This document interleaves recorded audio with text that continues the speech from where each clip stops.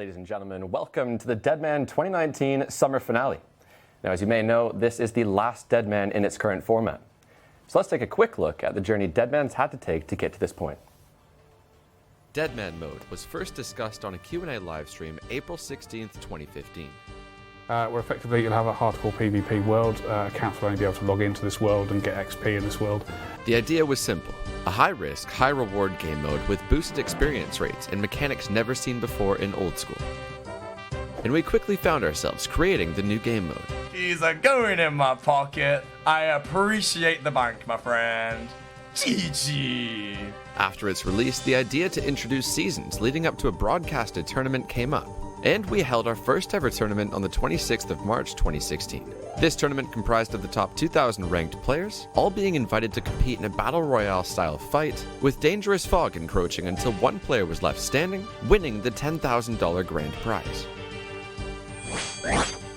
Over the many seasons, we've released copious amounts of updates to give the game mode variety and make things more interesting.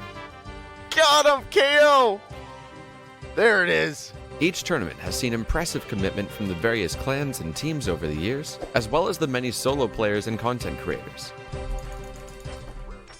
Oh yes, we got him! Oh my... Resulting in 15 epic tournaments and nearly $350,000 awarded to the winners. Deadman mode has helped to show what old school RuneScape is capable of if we follow our ambitions, and we're grateful for all it's given us. We released a blog back in April letting you know the Deadman Summer Finals will be the last Deadman in its current format, as Deadman will be on hiatus until we've taken the time to redesign it. This is not us cancelling Deadman. It's an opportunity to go back to the drawing board and take a closer look at what we've learned from the game mode so far, and where we'd like to take it from here. That said, thank you all for being a part of Deadman. We hope you join us in looking forward to what the future holds for the game mode. Welcome, guys, to the Deadman Summer 2019 finale. I'll be your host, Matt Archie. Joined with me are my casters. We've got Aiza, Ben. Howdy. How you doing? I'm feeling good, emotional, but good, very excited. Can't wait. Emotionally excited. Yeah. Ian, Pure Spam, how you doing? Same as Ben, to be honest. Excited to see this underway, but very nervous and very, sad to be seeing DM going for now. It is a very exciting time for us on this couch. We've been doing this for years. This is the 15th tournament. Wow. So much has happened. Ben, do you want to talk to us a little bit about why we're making this change to put Deadman on a halt? Yeah, so I was kind of like thinking about it in general because there's been a lot of comments from people that have saying like, why stop it when it can just carry on even if it's not in its current, tournament setting that we have at the moment. And I was thinking to the very first Deadman and how it just really first started off as kind of like an open world with mayhem and chaos ensuing throughout the entirety of it. And back then, nothing was known. No one knew about the best training spots, the best places to lock down, the best areas to go to, the best quests to complete and which order to complete them in. So it was always something new that was happening. And whilst there have been some really fantastic changes happening to Deadman over the course of the many years that it's been running for now, and even to this day, there are still times that we find like new clans finding out different pieces of information and new strategies that they put together. It has started to become a little bit samey. There's only so many times that you can watch the same thing from a different angle until you realise that it actually is just a repeat of what's already been done. And I was saying to myself, actually, I think it's really good that Jagex have taken that initiative now to kind of like take a step back and have realised that themselves and said, you know what, Deadman deserves more love and attention than it's currently getting. So let's actually stop doing what we're doing, give it a break. Because it's very difficult to kind of like actually completely rework something whilst it's also still being worked on. These tournaments, they take up a lot of your guys' resource and time from multiple people as well as the community. So even getting feedback can at times be difficult in a high level of quality. So yeah, just taking that step back, redoing it all, and then breathing a new life into the game mode. And I, for one, cannot say how excited I am to see what potential changes we're going to see in the future. Yeah. Oh yeah, man. How exhilarating the first demo mode was compared to how same it's gotten, like you just said a minute ago. It's just, I can't wait to experience that thrill again, that excitement where everyone jumps in, doesn't really know what's going on, and all these new metas are being found out as it continues. Yeah, I mean, thinking back to the first ever Deadman, that was essentially, it wasn't even supposed to be a seasonal or tournament thing. It was just a world, and everybody played it, and then we invited the top 2,000 to compete, and eventually the last person standing after the fog pushed everybody into Falador. It killed everybody. Received $10,000. Since then, we've made changes every single season. And we've upped the prize pool to $32,000. As we said, I think 15 tournaments, nearly $350,000 given away, which is a fortune. And it's done so much to help build up people in clans, sorry, not clowns. But yeah, it's been an amazing journey to get to this point. But as you were saying, there's only so much we can do when we go from season to season to season. So we're going to take a step back. I want to address the rumor that's to say this is not the end of Deadman as it is. It might come back with a different name. It might come back with a different face. But we're going to do it bigger and better than ever. We're going to look at what we did well, what we did wrong, what we want to improve on. And I'm really excited to see it come back. Me too. Yeah. So Ian, you were the only one on this couch, actually, that was here at the spring rerun. Yeah. Talk to us a little bit about that. Sure. So, yeah, 2 weeks ago I was invited back alongside Nitinator to host and Rakesy, who co-casted with me. And we did the rerun because in the last tournament, which was the spring finals, I believe, about a couple months ago, and we last casted that one, unfortunately there was an error when players were moved from the final area of Falador into the 1v1 area where they got completely wiped out. So, as a result, they tried to be brought back in, which happened. But to try and be fair, Jagex decided to host another rerun of the tournament, which happened 2 weeks ago, like I just said. And they offered the same prize money as well, $32,000, except there wasn't the multi-phase leading up to it. It was just the 1v1, the high adrenaline fights with the VLS and all of that good stuff that we'll get on to talking about a bit later on as well, of course. And yeah, it was a great show. I believe in the end, Inya, one member of Frontline, won it. And I believe this might be the second time he's actually gotten that far or taken prize money home. He won $20,000. And then in the rerun we had, he came second place. He was destroying everyone right until the end. And then Bellis, one of the PVMers who's recently taken up PKing in the last year or two, representing Blazers, he came down and just showed that there's even another higher skill level above that again. And it was such an intense fight the entire way through. But it goes to show as well that this tournament as well, we still don't know who could potentially take it. There's so many guys out there that are, and girls, out there that are kind of like hanging about in the midst, and people don't know of them just yet. So Deadman does a great job, like you said before, to give them a platform to show their skill sets off and really grow. Yeah, definitely. It's one of my favorite things about Deadman is uncovering the new strategies and then helping to build up these communities and these players, as I've said. And I wanted to take just a quick minute in this intro to appreciate all the content creators, particularly this season, but through all Deadman seasons. I think we can get a clap in the chat for some of the influencers that have been making videos this season. These guys have been playing, 12-hour days minimum? 12 hours? That is rookie numbers, Chris. It's at least 20. And then as soon as they finish, they're not going to sleep, like you might expect. They're working on their videos. They're I don't know, strategizing for the next stream. These guys have been putting in some serious hours, and it's made for some great content. 7 hours of hardcore Iron Man and my brain's frazzled. It's time to go to bed. So that's it for me. But yes, so we've talked about the rerun. We've talked about the spring finale. We haven't yet addressed what's happened this week. We've talked about the influencers, but not so much the clans. We've seen the return of Rot, and we don't have Fools this time.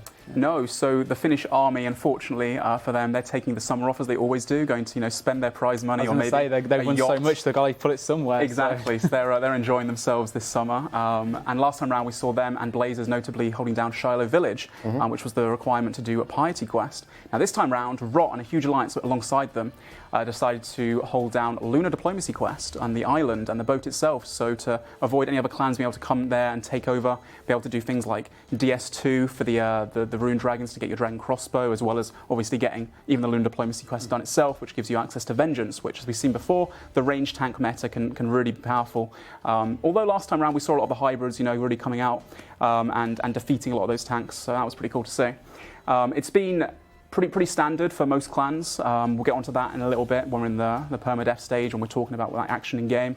We'll have a bit more time to talk about all the clans and such. But to my knowledge, there are 2 massive alliances right now, 250 to 300 people per alliance, and you have most of the major clans from DMM and from 07 that have kind of gone into different ones depending on their previous affiliations with other clans and previous alliances. And overall, all these clans, like you said before, Rot's come back. We've seen CT, SV, loads of other clans that don't normally play DMM or haven't played every single tournament coming to the midst. So it's going to be really exciting today, I think. Yeah, I think thinking back to that last rerun in particular, you touched on this for a second there. So that Inya guy went on to win the spring finale, representing and then came second, nearly winning a back-to-back and a first almost, for us, only to get taken out by a PVMer. I just think that story is amazing. I think Bellis's story in general has been pretty amazing. To have only been in the last 12, 24 months or so focusing on PvP, and to have got as far as being able to be a really formidable opponent, especially in Deadman and the 1v1 sections. Just hats off to them, and I think it just goes to show that it doesn't matter what section of the game that you play. If you play RuneScape, you pretty much can do it all, and There's a lot of changes that have been happening to PvP recently, a lot more that are going to be coming up in the near future as well, and in the late future too. So if there was ever a time to try to warm up your skills, maybe now. Yeah, It's that time. definitely. And another thing on that note, actually, is Bellis and these people who get to the 1v1s, watching back the videos of these people and their perspectives, they're not shaking. And so to play an entire tournament, a 7-day-long period, grinding for hours and hours every single day, and then get into this tournament where you have one life. If you die, that's all of that time gone. I mean, that's half the nerves, isn't it? Keeping cool, keeping calm, and I'm not shaking. Your brain's out like I was the All-Stars event. Exactly. So you might think you're an incredible PKer, and maybe you are. But when you're in front of so many thousands of people with 20 grand on the line, that's where the true skill shows. Definitely. Can we like create a new term? You know, there's obviously the Jad hands for those that might not have experienced PVM before. Deadman hands? Deadman hands. Deadman hands. Okay. All right. So we've talked about the spring finale, the rerun, and leading up to this point with the week. We haven't really addressed the tournament structure. Ian, do you want to take us through that?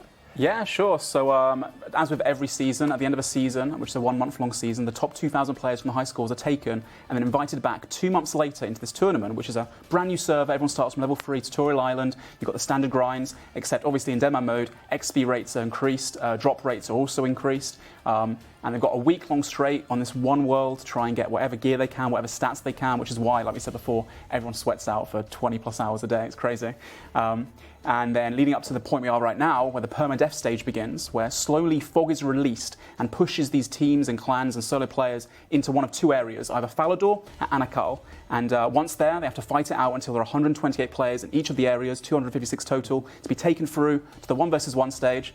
And it's really, really exciting to see.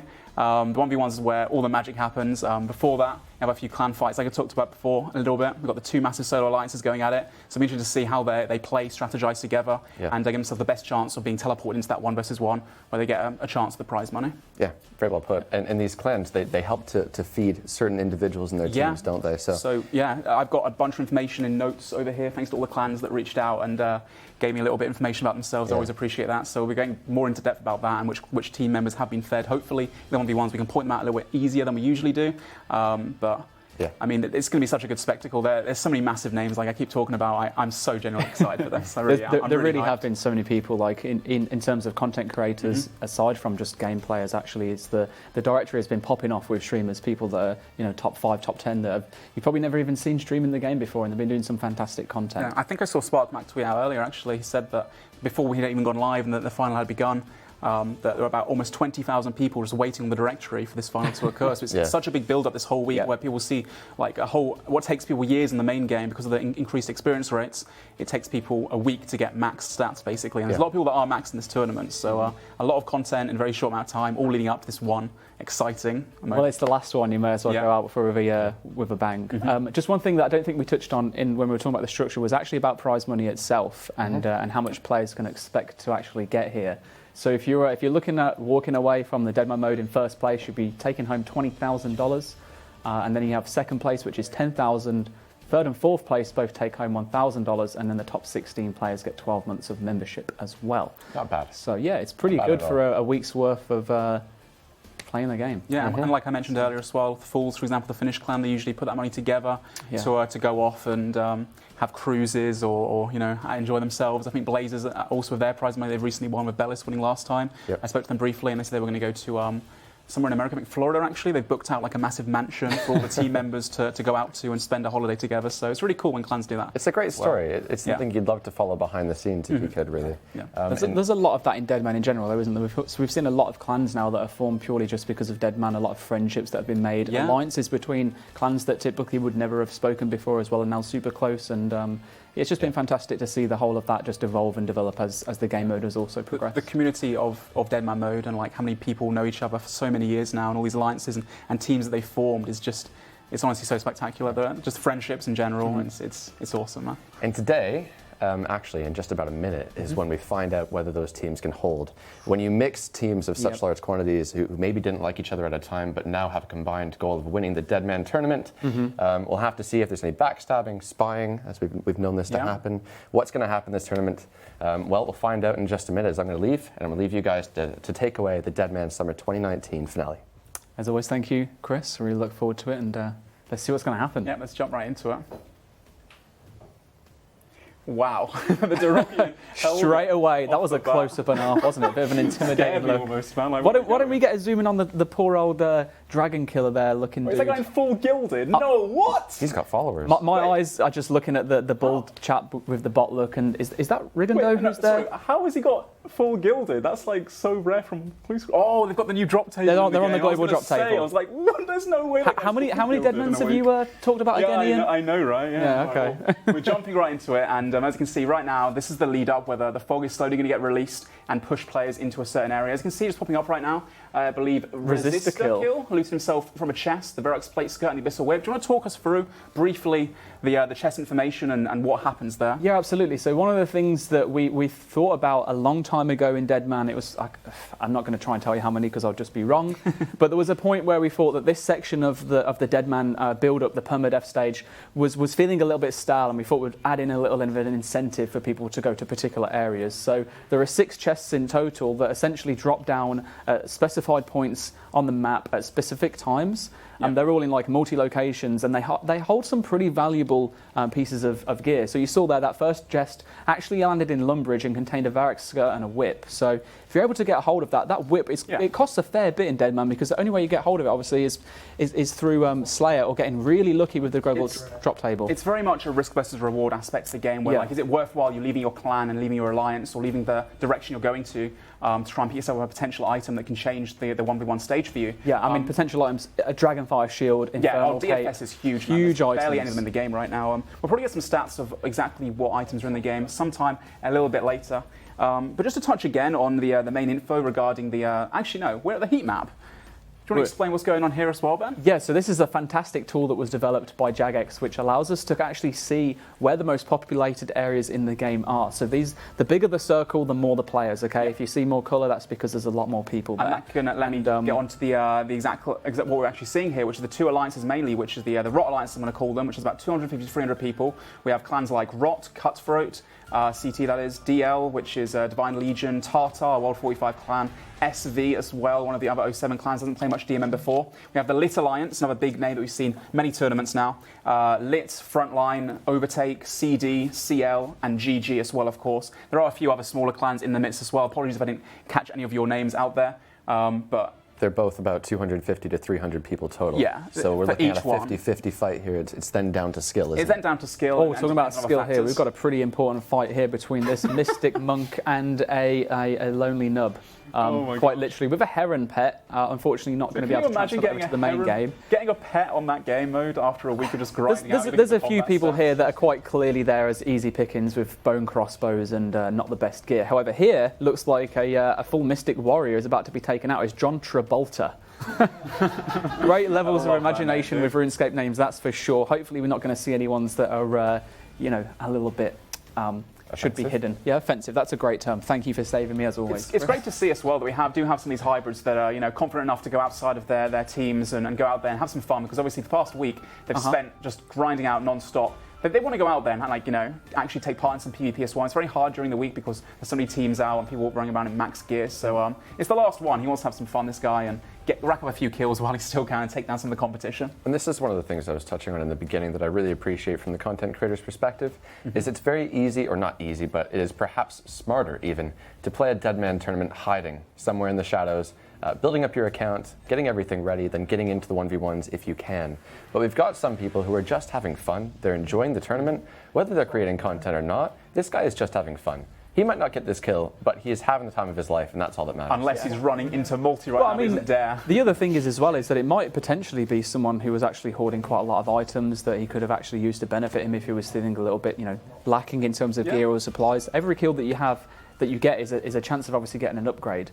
One of the things to point on is if you're familiar with Deadman mode, you'll know that typically the major cities are considered safe zones, and if you're actually not able to attack anyone in those zones, and if you enter them whilst you're schooled, you'll get attacked by the guards. When we enter the permadeath stage, all of those safe zones throughout the entire game are removed, so now the entire world is open to PvP. So if you are seeing people fight within Varrock or Falador or even Lumbridge, that's actually because that little section of the game has been removed for the purpose of actually getting through this stage now. It allows people to basically roam freely and not have to worry about any accidental deaths.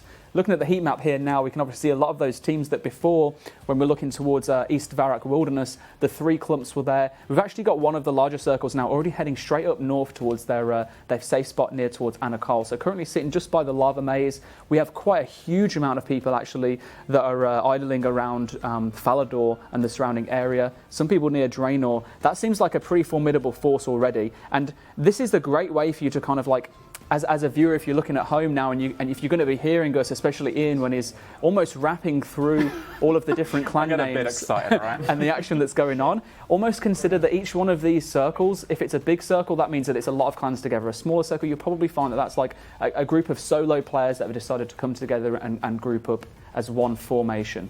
Yeah, and just there you saw another chest was taken by a member just south of Falador, I believe. I believe it was a Carol's leather top and Aram's robe skirt, can't make me wrong. It's like a Carol's skirt and an Aram's skirt. Oh, even, okay, well, best tank top in the game, apart from Armadillo, of course, if you're, brave enough to go out there into the God Wars Dungeon. And have we heard, some people have been brave and some people have been very well rewarded too. Let's hold on to those stats for just a second. I just want to touch on something as we noticed in the heat map. These massive groups of clans moving forwards towards their destinations. Mm-hmm. One of the things that we do is obviously split them into 2 separate areas. We've got Falador and we've got Anakar, but we also give people a random destination to whichever one they go to. We split things up evenly. So if you're in a clan with 100 people, you'll probably have 50 of those people divided into one of the other safe zones. Mm-hmm. This is to help out with solo players a little bit more and the smaller teams. And it makes it really interesting in terms of like defending and attacking perspectives. You never know what to expect. It's not just a straight, this clan versus this clan or this team versus this team. You don't know exactly who's going to be there in which areas either, which makes it quite interesting. A lot of the clans don't decide to go straight to the area. Some do. Some feel strong enough to defend. Like last time round, we saw Blazers and Fools taking Anakal and defending it just with such ease. They stayed there, didn't let anyone in, and that's why they made it through with so many players to the 1v1 and why they were able to take the win eventually. The sheer amount of people in this unit here is insane. There's just so many people clumped up at this spot now. This is just fairly deep in the wilderness, Moss Giant location, just near where the Black Chin Chompers are. If you're known to skill in that area, you've probably been PK'd a few times. But yeah, one of the interesting things that happens with this permadeath stage, as Archie was mentioning, that the players get split out evenly between the 2 locations, is that you'll find that half of your team, maybe a third of your team, that you were expecting to be with you no longer are, but you're all probably using the same voice channels, so it becomes very difficult to coordinate between where players should be moving to, who they should be hitting off at one point in terms of the most damage, because they obviously want to make sure they take them down as fast as possible. So they're going to want to focus fire particular people, but at the same time they're going to need to be talking about the other clans that are trying to do the same to them. And we'll probably see, especially in this safe zone now, which the actual final safe zone is marked by the insides of these glowing orbs. So there's a huge square around Falador statue at the moment, and you can already see a clan in the corner here taking formation. Later on, it's going to be a bit of a game of cat and mouse. They're going to be going round in a circle as one clan moves into the other clan's then going to move around until they pick off people that are a little bit slow. The stragglers, they'll start to dwindle down, and then when the team is about a good enough size so that they feel confident enough to push, we'll probably just see mass carnage ensue, and then both or 3 teams potentially will go in and completely massacre. That guy in the black full helmet, full black DI Dorgish and cross, so he's played the whole week, been grinding out, and he just waits there at Falador, and that whole team just no chance. Him pretty much. Bless him. I think this chest here is probably one of the most valuable, aside from the Dragonfire Shield. If you're looking for those melee hits, if anyone's going to be taking those chances, you're going to be looking at getting an Infernal Cape and a Fury, I believe. I think Varrock is actually... Oh no, this is Varrock. And yeah, I can't read or see apparently. So a couple of quick things, guys. Real quick, we have less than 900 players remaining, so things are moving very smoothly. It's nice to see the combat early on. We appreciate that. And then, Ian, I wanted to ask you a little bit about an average player's journey, because you actually, while you cast these, you do tend to play a lot of Deadman tournaments when you can. So if I'm an average player, let's say I can maybe log 4 hours a day, what is my typical gear setup going to look like come a Deadman finale? 4 hours a day. I mean, you might as well just log out right then and then, man. You got to be able to put the time in for the entire week. It's a tournament, for crying out loud, for $32,000, might I add. Well, to be honest, when I usually play, when I have played in the past, I've been with a team, so I've been enjoying myself, going out to like PvP, try and lock down certain areas such as the Shiloh Cave. Actually, I was a part of that force. Any second, I actually have the chest dropping right here. And just touch on this part as well. This is probably what I'd be doing if I'd been playing 4 hours a day. I'd be one of these guys that's get up in a little bit of loot. Hope to get something good. Going to try and get something and run back to the clan and give it to one of my stronger members to I'm a feed solo them player. I'm a 4 hours a day average solo player. Help me out. I do think it's without having the experience of playing in the tournaments myself, I do think it's possible to get geared at this point, because obviously at the moment everyone's frantically trying to get together with their teams. Maybe people we saw an AGS there, nice 51. hit. An AGS as well in the game right now. It's going to be interesting if we sit in the 1v1s. But also you've got the opportunity, if you've been playing 4 hours a day, you are running around and picking up scraps. Get whatever loot is on the floor. I think is your best bet. Okay. But for that kind of play, which you could consider to be relatively casual in the grand scheme of things, you probably would have been better off playing in the seasonal for fun. Yeah. And with 4 hours a day in the season,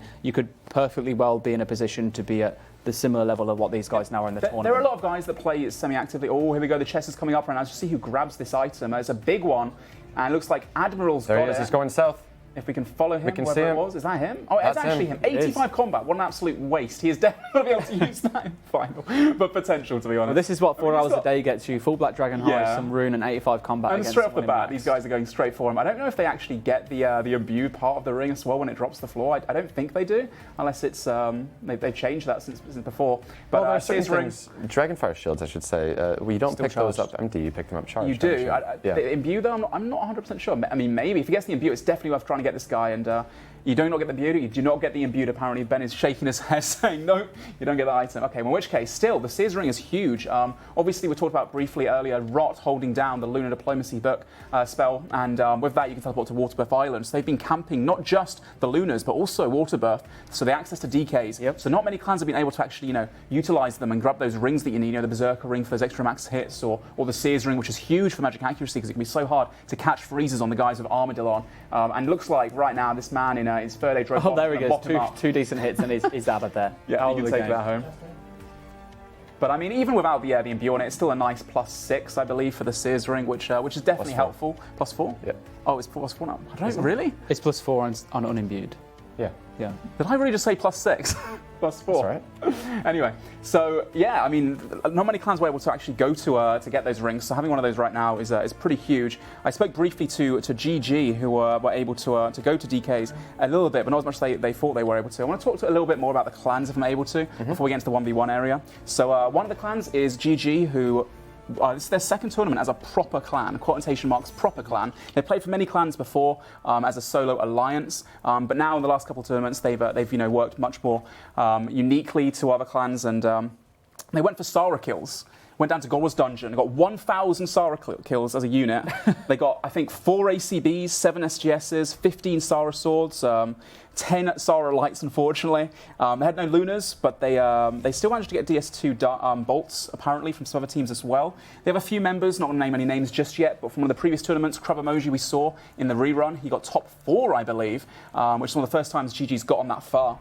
And these guys, like I said before, they've been around for a while, and their best moments in a group is just, as solo players coming together to form a team with a totally unique experience, because they're all from DMM. A lot of these other clans from 07, and they have history, but these guys just come together because they just love the game mode, basically. I think it's one of the main clans that we touched on before that have formed just purely around Deadman mode in general and now stuck together. And do they have any intentions to carry on past Deadman?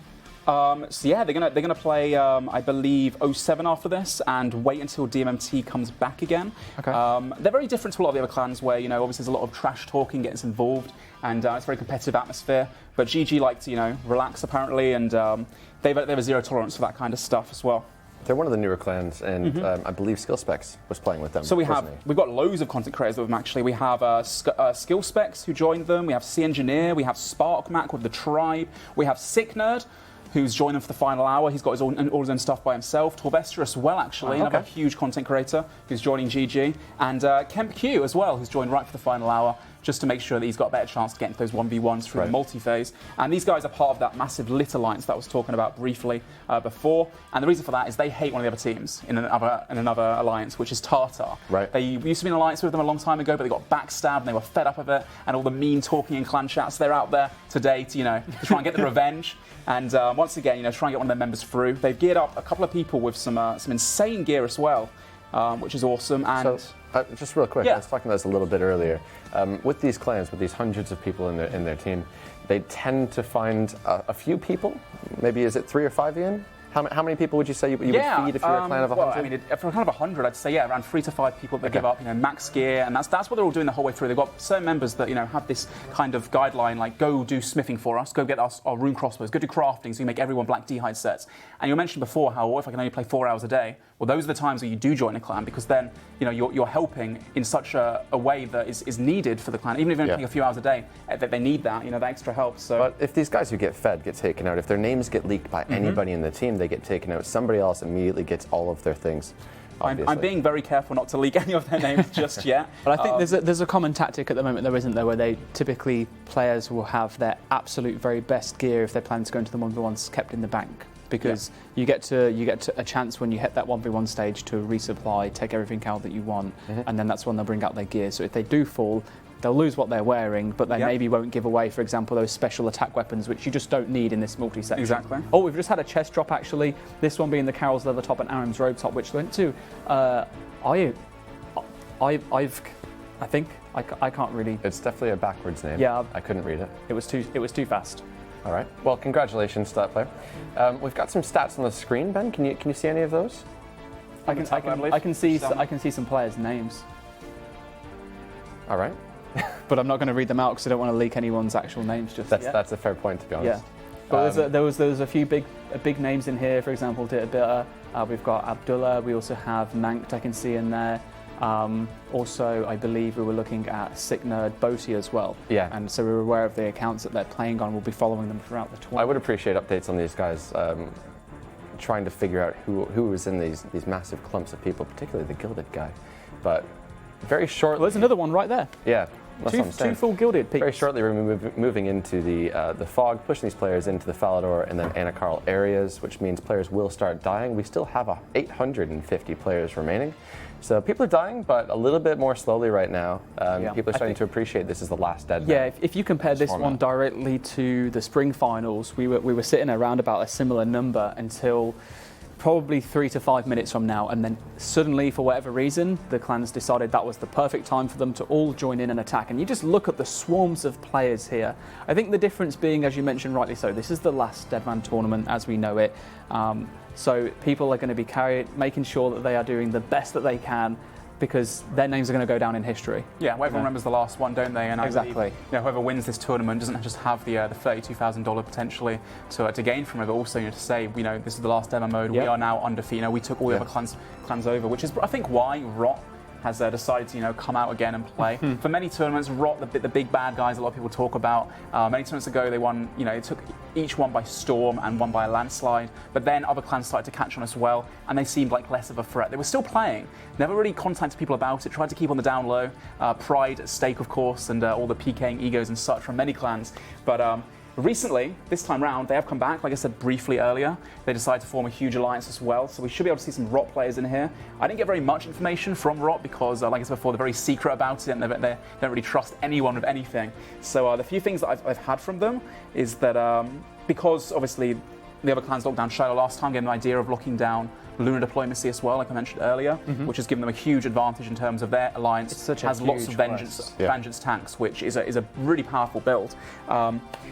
And it's their first official one, like I said, for a few times. Their biggest fear, the only other information they gave me was their biggest fear, which is the front page of Reddit. So maybe that's going to happen still, who knows? And one of the top PKs being fed. I got even a few names, but the one that was most notable was Rot Salad, who still plays today. And in the old DMMs, you saw him running around and killing all the content creators and being an absolute behemoth of a beast. So that should be pretty cool to see how far they get to. All right, well, we're still watching this clan. This clan here is moving up to Anakarl. And they're not looking to get into any conflict here. We've got actually 2 massive groups. This group here might be moving up towards them if they are making their way to Anakarl. We don't know how much time they have left to get there, but they are going to have to cross that border. You can see that team covering the gap between the 2 points of lava. Yeah, I would probably say that these guys definitely aren't the same team. I see right here one of these teams, something around singles now, obviously, and really importantly as well, It's important to know exactly where the single lines are, the multi-lines. What I mean by that is there are certain squares and certain areas in RuneScape, in the Wilderness as well, whereby it's 1v1 content and it's multi-content. So if you have a team that's sitting around in singles, waiting around before having that final push, you're less likely to be sniped by another team or caught out of position. And those positioning and those traits and those strategies that they've come up with over many tournaments and many years, even playing 07 as well, is what really gives people an edge in these multi-fights. But right now, looking at Falador again, we have one clan to the southwest defending the night, I believe, and it looks like they're actually, again, like I said before, in single-way combat, so they're pretty safe over there up until they're forced to move out by the fog.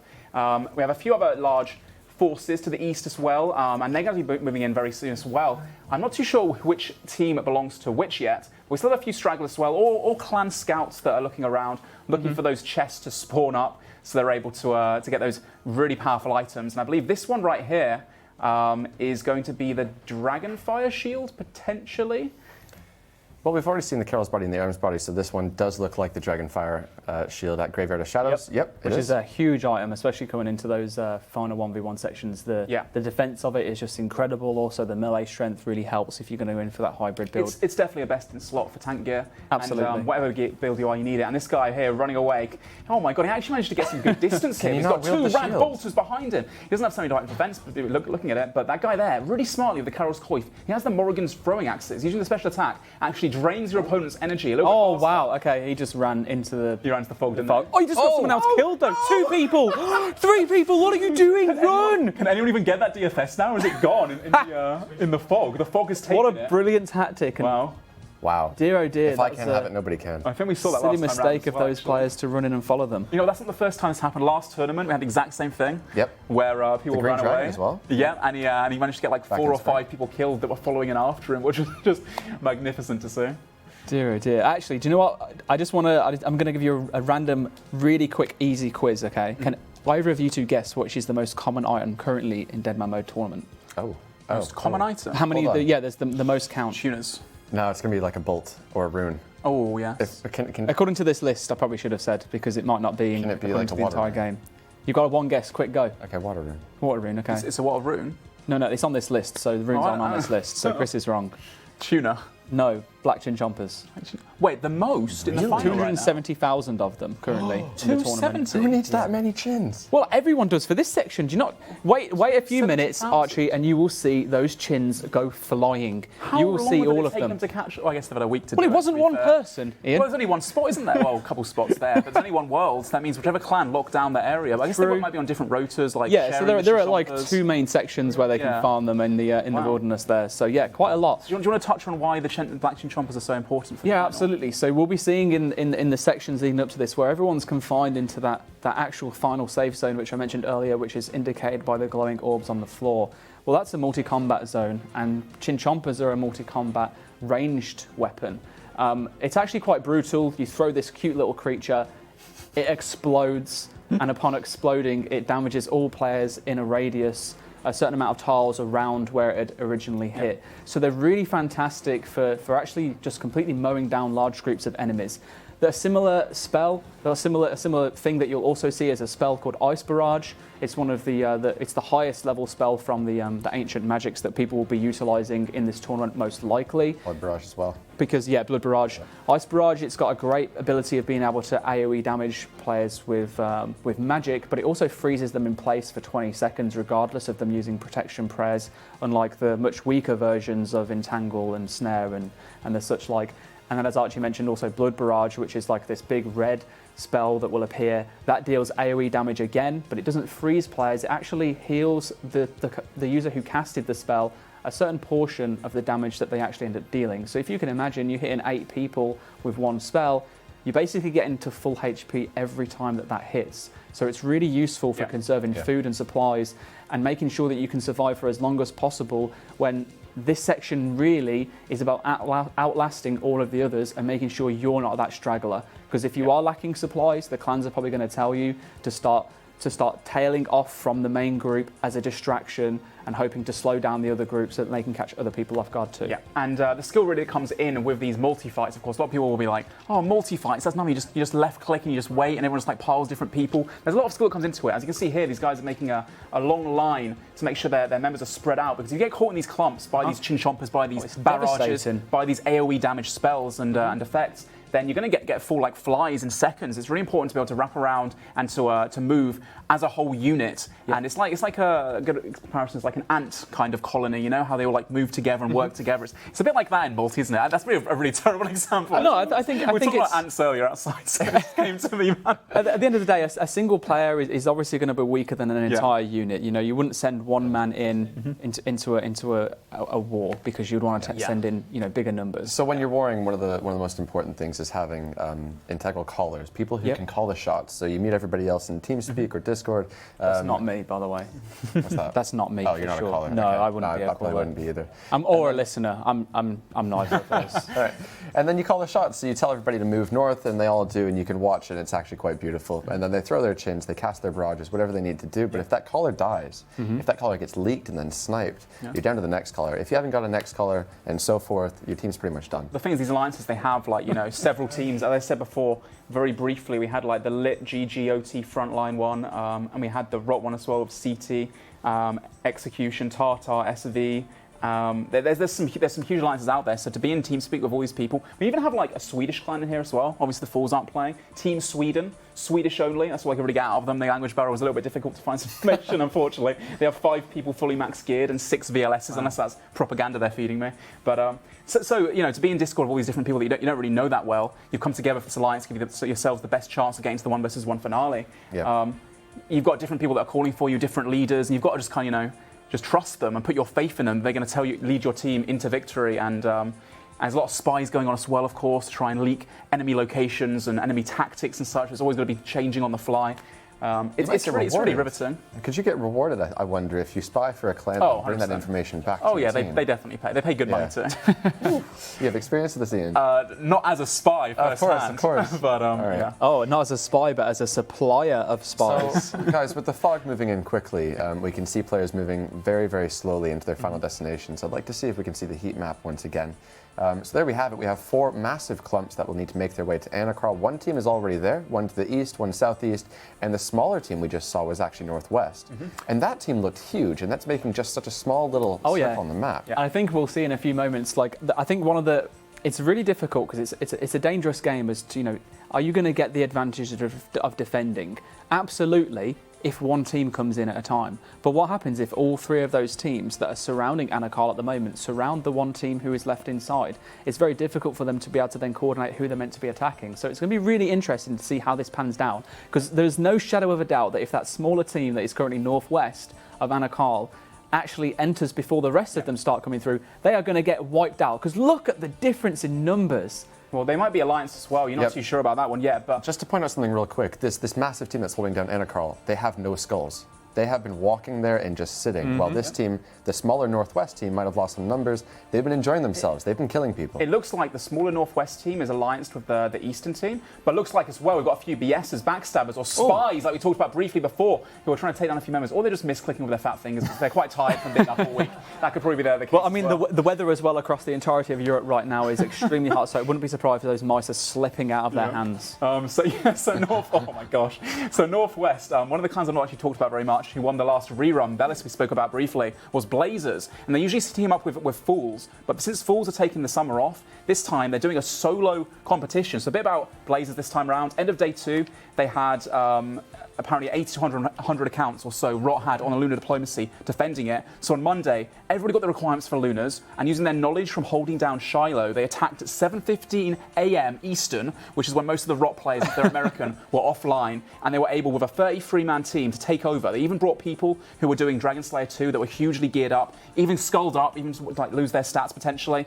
They killed a Rot member at Rune Dragons in Solo Missions video. Definitely go check that one out. And I think it's been their best performance so far, they've said. So maybe they've created some kind of alliance or agreement where they're off that team potentially because they're running around as a solo smaller force, or they're lying to me, and like many clans do, and maybe they're hiding in all these different teams. Ultimately, someone is going to have to fall eventually because we can only take in the top 256 players from this, and they're going to have to pick and choose the best. I do have some information I just want to quickly touch on because you just mentioned Lunar Diplomacy.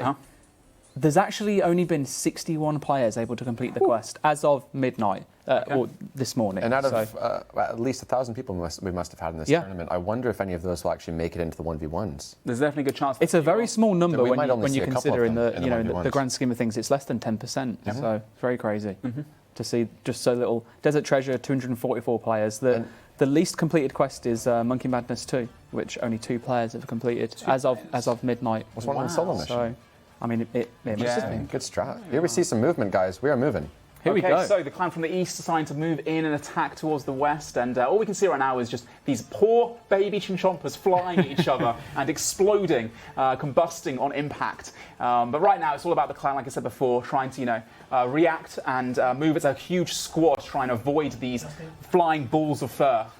Exploding balls of fur. And now here we go, a whole force is storming on. This looks like it's the battle for Sparta, and the players are going to be going in. You're going to be seeing a huge amount of damage numbers coming through. Players are going to be trying to focus those Ice Barrage spells, freeze them in place, which then lets the rest of the team focus. You'll be seeing a lot of these icons above players' heads. They're protection prayers. Protect from range is effective against Chinchompas. Protect from magic, which looks like the little magic missile bolt. That's obviously effective against Ice and Blood Barrage. But the thing is, multiple people, 2 different attack types. It's impossible to pray against 2 things at once, so you have to really pick and choose what you're using to pray against. And I will say one thing straight away. It looks like whoever's defending Anakal right there. The fog just wiped out 10 fantastic. people. Really? No, the fog did, but they did a fantastic job of defending as well. As the players from the east were flying in, they were able to hold their ground extremely well. And unfortunately, I think we're pausing right now as something has just occurred. So we do have a mechanic built into the game that if something happens that isn't to our liking, I believe. It immediately pauses everything. It's like a default fail-safe, if I believe. So it may just be, but it may not be that there was nothing wrong, and it was just the fact that so many people hadn't moved out of the fog, because there were a huge amount of people that were frozen there at that time. It could have been the fog progressed, they fell out, but those automatic fail-safes are just making sure that we have time to actually go and check to see if there was anything amiss. So for now, we're just going to assume that we're just all okay, and that until we hear more, we'll let you know. While the game's paused, they're all sitting there right now, and everyone in the team is like, you see this guy here? That level 97? Yeah, right click, get ready to go. And they're all just waiting like on the edge of their seats for the game to continue, and bam, and all jump on someone at the same time. It must be so riveting to be in TeamSpeak right now. You know what? It's one of the things that I actually wish I could have done. I've never been in a Deadman finale. I played a couple of seasons, never bothered to actually try to get into a tournament, and I'm actually regretting it. I'm hoping that it comes back. Well, it's going to come back, obviously, but I hope to actually bother to try to participate in one of the tournaments. If I'm not hosting. I mean, I still have to say, hands down, one of the most fun times that I've had was the very first Deadman season. It was a time when I was just getting back into old school, and I was starting to get that kind of like the passion and drive to play. And then Deadman came about, and then I just remember for the next basically 2-3 weeks, me and one of my very close friends just both played alongside one another. And I mean, I was playing. It was way before times of before I was streaming, before I was at Jagex, before I was even at the job before then. And we were just playing all day, 24/7. I was playing whilst at work until 4 a.m. But it looks like we're back into things, so it was just one of those things. It was one of those things. It was a fail-safe. Too many people died at the same time. That is the mistake of the players for not getting into their safe zone when the fog went off. What a way to go as well. Leading up to that whole finale, and you just get taken up by the fog. That must be so depressing. And anyway, you said about like these moments in now of TeamSpeak and the amount of hectic times that are going on. This is exactly the moment that the deafen button was invented for. I want to just point out one player to the southeast or in the right corner with the Dragon Med helm. He's the only guy not moving. Look at him. The reason why he's got that, so composed. He's got the spear in hand, and the special attack of that spear is like a dragon spear, I think. Or he might have a dragon spear on him. It's a Vestus spear. Oh, it's a Vestus spear. Okay, well, in which case, it's a special attack. It hits damage back around players around him. So he's like a suicide kind of squad about to fly in at the right moment. But oh my god, look at this. People are falling so fast. They clear them so fast, exactly. Considering like previous tournaments, damage numbers that are flying out here, it just seems like people really know how to focus people. There's no more of the running around. Okay, never mind. They're running around in a circle now. This is where you get like a school of fish, very well coordinated. That's better than ants. Yeah, and if you get definitely school of fish, perfect. But if you get left behind in these situations, it's like, well, sorry, man, just try and catch up. But so if I can make a quick comment here, what's going to happen here is one of the clans is going to become victorious. Obviously, they'll have many players left in this area. They may have to kill some of their own if they have more than 164. 128 rather, in each area. Each area, yep.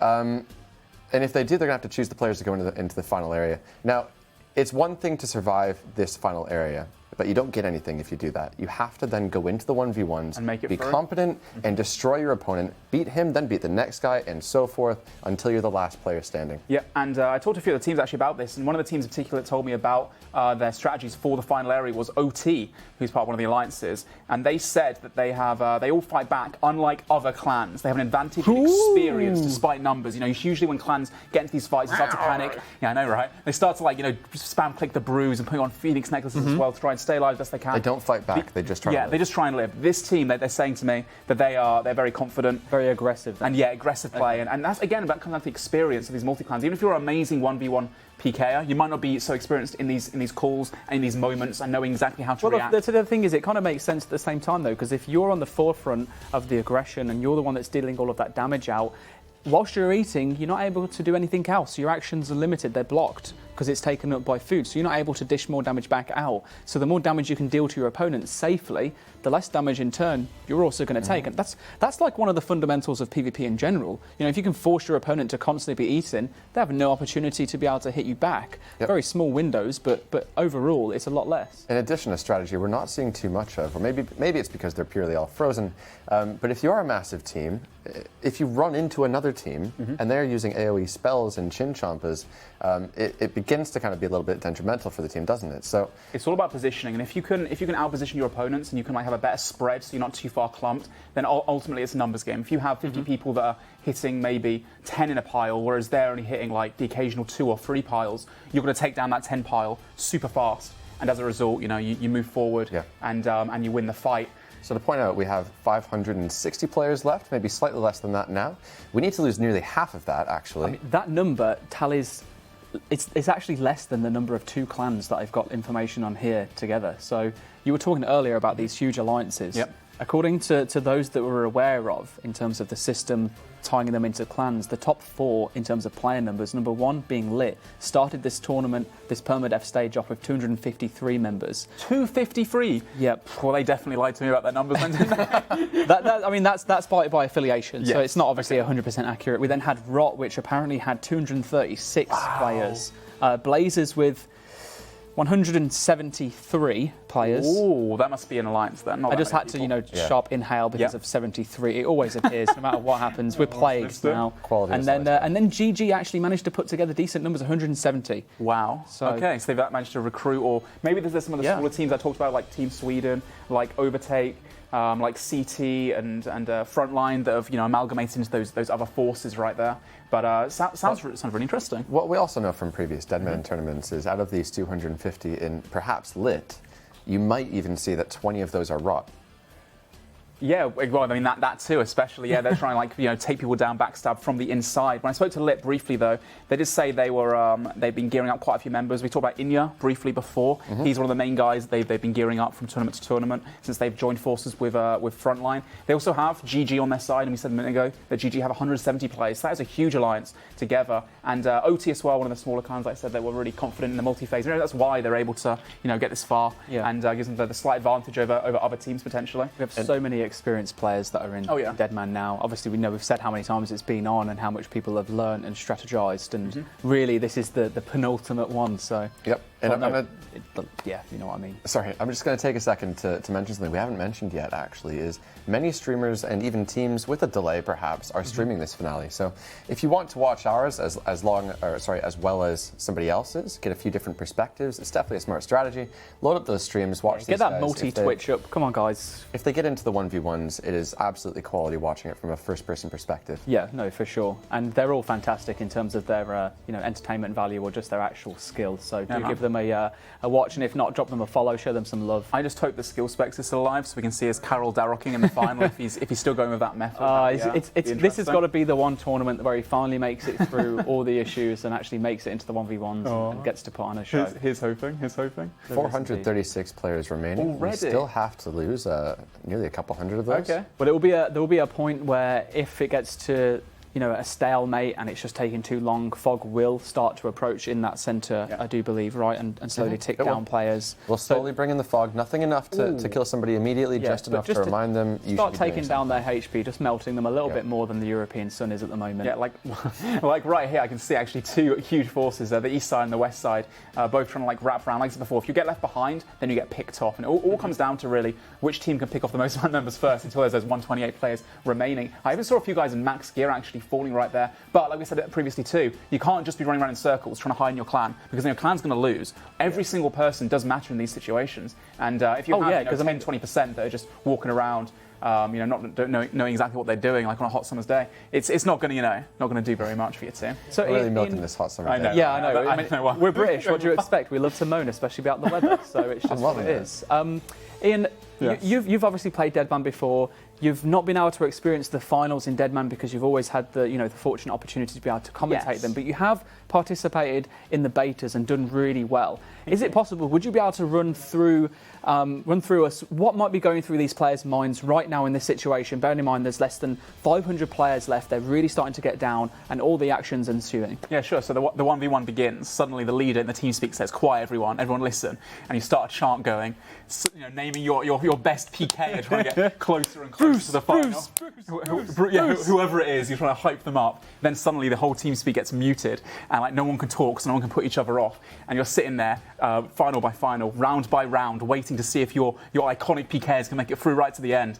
And it's a great community event really for these guys. A lot of the clans told me that beforehand, even before the tournament even starts, they sit in TeamSpeak, do movie nights, all that kind of stuff, or Discord, whatever they're using. Yeah. And it's very exciting for them. So they're basically prolific e-daters. I mean, your words, not mine. All right, so back to the action, guys. We have 383 players remaining. What this clan to the west is noticing, I believe, now is that they do have more numbers than the clan on the east. And attack. If this Fog ends up pushing in and doing some numbers, they're gonna need to kill the opposing team, because if they have more food, they'll get more players through. So they really need to be pushing them, making that damage happen, trying to take out their numbers. They're making very slow rotations, but the other team is just slowly moving away. Well, they're both dwindling now down to very few amounts, and one of the clans is going to make a push at some point, and when they get that opening, when they manage to get that clump, that freeze, you just tell all their members straight away, guys, help out here. If we can take down these 10, 20 players, we've got a real shot at making it through to these 1v1s. And those big PKs that they've got in there, the ones that they've fed the whole entire way through, who have the best in slot gear, the VLS, the Zuriel staff, the Barrows gear. Those guys, someone's about to get picked off in the corner here. It's being speared out, and there's just so many people hitting him, and instantly just falls after the spear. Dragon Spear absolutely lethal. We watched Fool's Justice win and then play on stage for us next. And obviously being the winner, a very high target. Taken out of the game by Dragon Spear. Yeah, simple as that. A lot of these guys do try and pick out those names to try and target them to give themselves the best chance of going through. Of course, this multi-phase is just as important as the 1v1, and it's essential in making sure you've got the best chance possible if you get those huge beasts to go through for you. Looking around now as well, within the inside of the what is this? It's like a looter's paradise right now. I just see dragon armor sets and legs and There's stuff just everywhere. literally stuff It is quite an odd amalgamation of players here. Which team is which? We can see one to the northwest, we can see one just kind of to the south, and then there's just random players everywhere else. We always see this strategy right inside the actual Anacard itself, to the bottom of the screen right now. You see all those players with their overheads up, stacking up, and they're just hiding in the corners. The thing about this is there's only one way in, one way out. So if a clan tries to rush them, chances are they're going to get frozen and then clumped with those AoE damage abilities that we talked about before, the Chinchompers. We also saw it backfire at once, though, didn't we? Because everyone was already in that area, and they managed to take them. They were just overwhelmed, and they just instantly got taken out because they weren't able to have a good spread on them like the rest of these two. It looks like this time round, though, whoever's in the middle is a clan that's that knows exactly what they're doing, and they don't have any spies in there, because it was very easy for the southern side or the northern side. So you see right there, they're taking out one person at a time. Maybe there are some spies in there, to be honest, man, and they're trying to take down the more valuable players or the biggest threats to them. It could also be, the reality is that this might literally just be two teams, but they're split into three different areas, and they're now deciding which of their members they need to kill off, and that they don't want to progress through to the 1v1s and saying, look, unfortunately, Jimmy, you've worked for us all week. You've got everything we needed. We don't need you anymore. It's time to sit in the corner and watch. We're not quite to that point yet. We've got 326 players remaining. I mean, that will go soon. We've got 256. That's 70 to go. And when we're seeing one clump, which now looks like the whole force are going through, there's two really good barrages there. That's going to have caught at least 5-6 players. And they're going to be just taken down because they'll get overwhelmed. The other team are going to try and defend, but it looks like they've actually just decided to avoid combat entirely and and run to the opposite side, leaving what looks like 10 or so of their members just alone. These guys are being forced to eat constantly, but it's not enough. They've got too much target AoE. And just like that, there you go, 3, 4, 5, 6 dropped. And those guys that did drop as well, they had like the Darox helms, the tank gear on them, so those guys might have been some of the stronger players that were geared up for that finale. But no, that's unfortunate. That's the end that for them. DFS walking around, that's a prime target. I see is that an Armadillo? Trying to blend into the crowd. Helm as well. Some guys got an Armadillo helm as well, which is quite interesting. Well, we definitely have seen a lot of boss kills going out here. I think in terms of like Saradomin kills alone, Commander Ziliana 736 times, which was just insane. Kriara was killed 482 times this tournament. So yeah, quite a huge amount of players out there deciding to boss as opposed to level. And you've got some data there on quests completed. We talked about lunar diplomacy. It looks like 244 players total. For Desert Treasure, that was, yeah. Keeping that in mind, that's a small percentage of the total players, which means we might see many players in the final 256 without any magic at all. Potentially, yeah. I mean, I think as well, a lot of the clans in terms of their numbers, like I made, the little joke about Jimmy, who would be the mule for the bank at the clan. There's probably quite a lot of members that have literally just been playing for the sake of their clan or for their friends or even for a content creator, feeding them supplies the entire tournament. So for them, being able to be in this position now with just ranged and throwing chin chompers is just as effective. It obviously won't help them going through into the multi-ones as much. But that being said, though, it looks like the Falador area has reached 128 players and they've been teleported through to the 1 versus 1 final. Now I have to wait for the Anakal to catch up. Seems like we only have around about 20 so players just to fall here. And then we'll be teleporting those over to the 1v1s and we'll be getting straight into that 1v1 section. And it looks like the clans from the outside as well now are actually starting to move into the middle and they see a few of those guys that were defending. They've sent some of their range raggers or the guys with the chinchompers to try and throw in. And look at that angle. That guy's right in the middle of the entire fortress, somehow throwing it that far and catching quite a few people with it without being damaged back, which is quite unique. But it looks like it's a bit of a stalemate.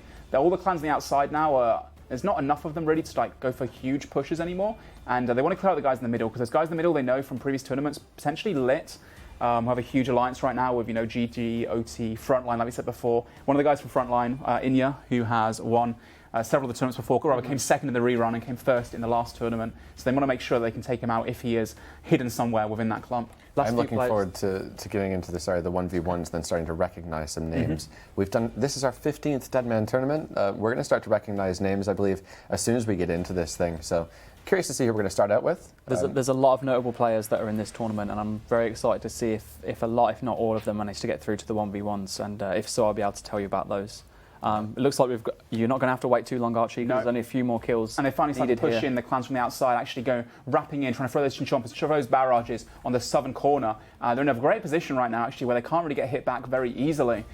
So, if these guys don't start moving out of the inside, but at the same time, the second they move out of the inside, they can get frozen in that door, in that one-way entry. They've got to do something, man. They can't stay here with only, 10 players, maybe less than 10 players left to go now. It's just a case of, do we sacrifice our low-level players, little Jimmy, like you talked about before? There was no word of a lie. There is someone who is sitting there with Mystic and a Crystal Shield who has around about 8 HP, and he just keeps going in and out, but no one's hitting him. But his HP bar is above his head because he keeps getting splashed by AoE spells. It's insane. And he's kept alive. That guy with Retribution just fell. He had 2 HP. Oh, but he went into the mix, so that Retribution hit everyone in there right now in that square, which is really unfortunate for him. He's not getting invited again to that clan. We have only a couple players left to fall now, and these guys are going to push through to the 1 versus 1. We can get into the carnage, see the VLS weapons and all that good stuff, all the weaponry. It's surprising to see such loyalty, as this is the last Deadman of this format again. I'd be blood barraging my own teammates at this point. I feel like this is our last tournament. Wow! And this is why you haven't played a tournament. That's not how you get yourself into a team, Archie. I'm just finding it fascinating just looking at the different types of gear sets that we're looking at. 1 player left to die. And what kind of people are going to be able to get into the tournament based on the gear. There's a dude in literally just full dragon hide. Is he going to go? Oh, look at these 2 guys. Which one is it? Oh, no! Both of them. Wait, they both went at the same time. Is that it? No. Oh. Not yet? Yeah. Oh, there we go. Oh, that poor guy he just died at the last second. Unfortunate for him. He should have been invited. It looks like we did deal with some double deaths there, so we may be looking at maybe 2 or 3 people getting a complete buy round because their opponent perished just in the last moments. 253 players remaining, so someone's going to get a buy. And looks like it. Unfortunate for them, but lucky for those that will face them. So We're back again on the sofas. It's been an incredible tournament Yes, we so are. far. Well, We didn't move. I'm not used to casting, so well, I didn't really cast. I've just been here. So we've gone through the tournament. We've seen the 2 final areas. We've seen the clans. We're curious to see which players in those clans have made it through, of course, and which recognizable players will make it into the 1v1s. But for any new players, new viewers less familiar with the Deadman tournament, what are we now about to watch? We are about to watch one of the best moments of PvP content that you can see. So, All right. PvP in RuneScape is quite iconic in that there are 3 different attack styles. So you have range, you have mage, you have melee. And obviously melee you've got to be within close proximity, otherwise it's a bit of a range and a mage fight. We spoke earlier briefly about the barrage spell in the ancient spellbook, which freezes opponents. So we see a lot of that be utilised to keep your opponent away from you. And then you've also got the overhead prayers, which reduce damage by 40%. So making sure you've got the right overhead prayer to what your opponent is using to be able to defend yourself and mitigate damage is essential, as well as obviously maximising your offensive output by getting the hits on the off prayer, if that is going to make sense. It's a game of mind games, basically, where you're trying to trick your opponent into being in the wrong gear because range beats mage, mage beats melee, melee beats Nothing. well, I mean, yeah, well, it beats range. Right. So about the metas, Yeah. what we're looking for in the first few rounds, the names that you're going to want to follow throughout this entire thing are the guys with the full arms, with potentially the Dragonfire shields, Yeah. the Zuriel staff, the Vesta's longsword 100%. Oh, the Vestas Longsword brings out some fantastic moments. We've seen some great KOs. If you saw the video at the very start when we introduced, there was an insane KO against someone who was using Protect from Magic. That Vestas Longsword just pokes through anything. You don't stand a chance. Yep. Yeah. We've got Armadillo, we've got ACBs in the game. When you can spot those guys early on, you can remember their name, you can watch them go through and win this thing. And of course, like in previous tournaments, if you do kill somebody that has a DFS that's charged or Barrow's gear that does have equipment on it, you can still pick it up. You don't have to fix it like you do in the main game. So if you do beat someone that has stronger gear, it's a huge benefit to you. Not only does it reduce the competition for your other allies and such, but it means you're stronger and have a much better chance going through right to the final. So when we get down to like the last 16 or the top 8 or so, we start seeing guys that are just in complete max, that lot everything. Although there are quite a few of them actually going in with that gear already. Like I mentioned before, a lot of the clans feed around 3 to 5 players with this gear already, and hopefully, fingers crossed for them, they've managed to make it through the multi-phase and have a chance to really go right the way through to the 1v1 finals. Just to quickly notice, guys, we're seeing this is the banking phase, obviously. There's 10 minutes left, so we're looking about 9 minutes left, actually. We can see some people that we might recognize that have made it through the 1v1s. Aisa, do you want to read some of those names? I can. Do you want me to just speed fire through them? Because I Go can for if it. you want. Okay, we've got Nico, Abdullah, Ditabita, Boti, Mankt, Bellis, Mika, Moni, Sparkmac, Robert, Alfie, Sicknerd, Skillspecs, and Solo Mission. We're all so happy for Huge skills names there. I am because I'm just thinking back, and it's a tough subject to bring up because no one ever wants to talk about it because it does suck. But there have been times when he's been either invited onto the stage or he's been playing, and there have just been some issues, unforeseeable and unavoidable ones. So for him to finally on the last Deadman as well, it would just be. The worst scenario would be is if it's the last Deadman and something happens to him again. Well, for those that don't know, SkillSpecs recently moved to Australia, so no technical issues. I've heard that the Just Australian ping. internet's not the best out there, so he's going to have to be competing with a lot of really He's top. going to have some ping. Yeah, he's going to have some ping issues potentially, but he's using the Carol's Darrock setup. We always talk about the Darrock seeing someone bring out the axe and swing a 90 or something. If it's going to happen today, SkillSpecs is our man that we've got that hope in. So please, SkillSpecs, give us some content. There's obviously some fantastic names in there, but just to note as well, like Boti, one of the first Deadmans that he's really put a lot of time into in a while, and clearly it's paid off, and he's managed to make it through. So it'd be interesting. To we see have how Ditabita that as plays. well, who was another guy who the entire week's been making content and been PKing a lot. He was fed by the clan Cutthroat, who was part of the Rot Alliance. And from the names we've seen in there, actually, we have a very 50-50 split of one alliance or the other, which is also quite interesting. I'm just going to reiterate quickly, many of these guys are streaming.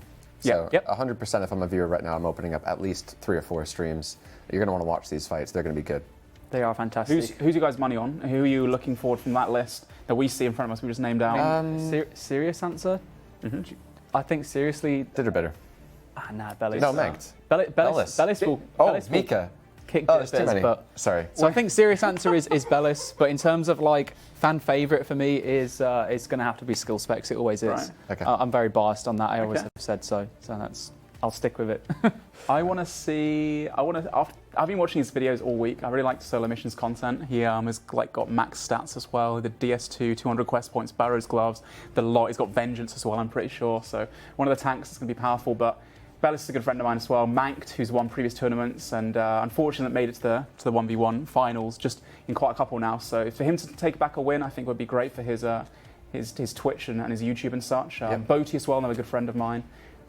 Darn it, man! Everyone, I want to see. Well, I could literally say like 70% of those names on there. It's very tough. It always is because we've got such a great community with the old school RuneScape. It's one of the best things about it. So many fantastic people, content creators, and just players alike. But we can also recognise that many of the content creators mentioned in the beginning didn't make it. Just noticing there's no Torvesta in there. And what we might see is even a couple of these guys go head to head. We could see a Bodhi versus skill specs. If it's ever going to happen, this is when it needs to happen. The final DMM for a while. Yep. I look forward to seeing it. Let's not forget as well, Sick Nerd, obviously mostly known for Iron Man content now, a fantastic hardcore Iron Man account. He's pushed the limit in terms of PVM on that account so far.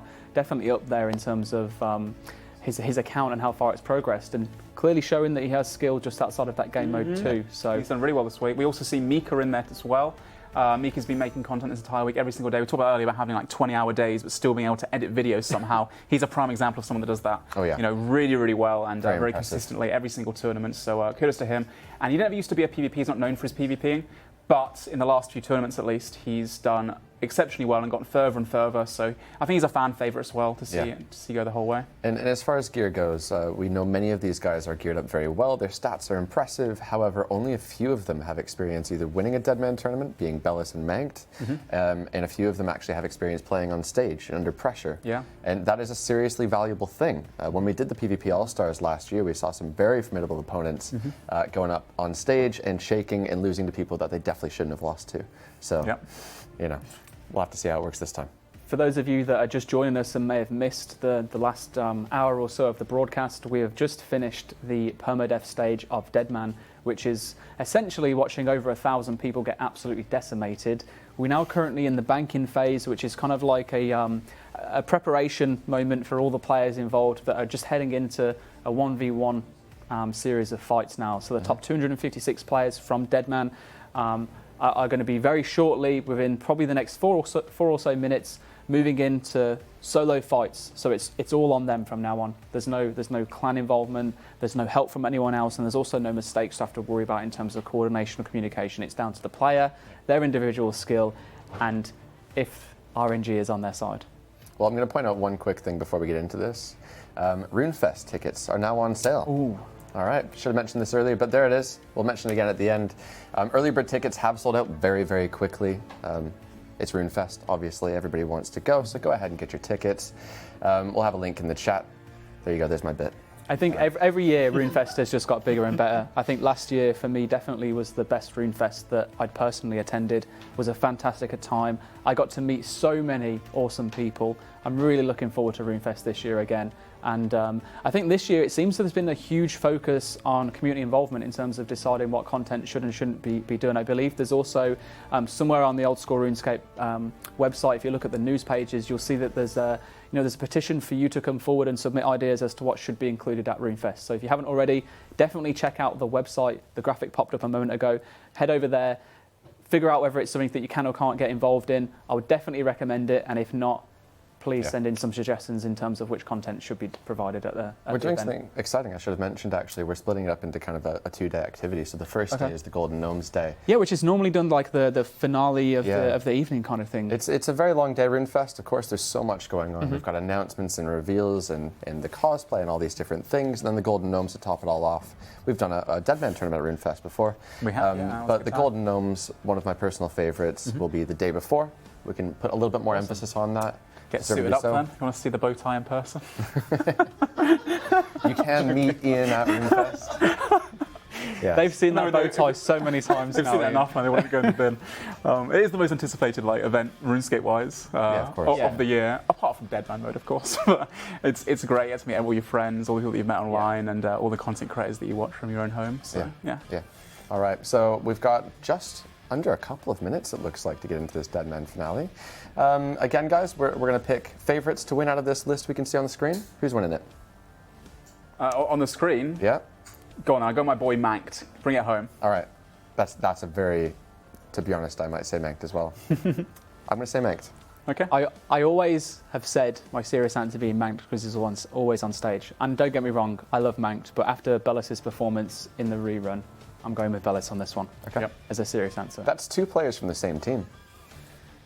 All right. Well, we'll have to see. Rock coming back for the first time. Does that make it that everyone's a winner then, right? If either of them win. But these are only a few of the names. Well, Same they team. share money amongst the team potentially. Yeah. So could work out. These are only a few players that we know about. Oh, yeah. There might be a lot more that are under, covert operative names where they, Well, these guys are hiding under sneak different in. names, but fortunately, we have spies of our own.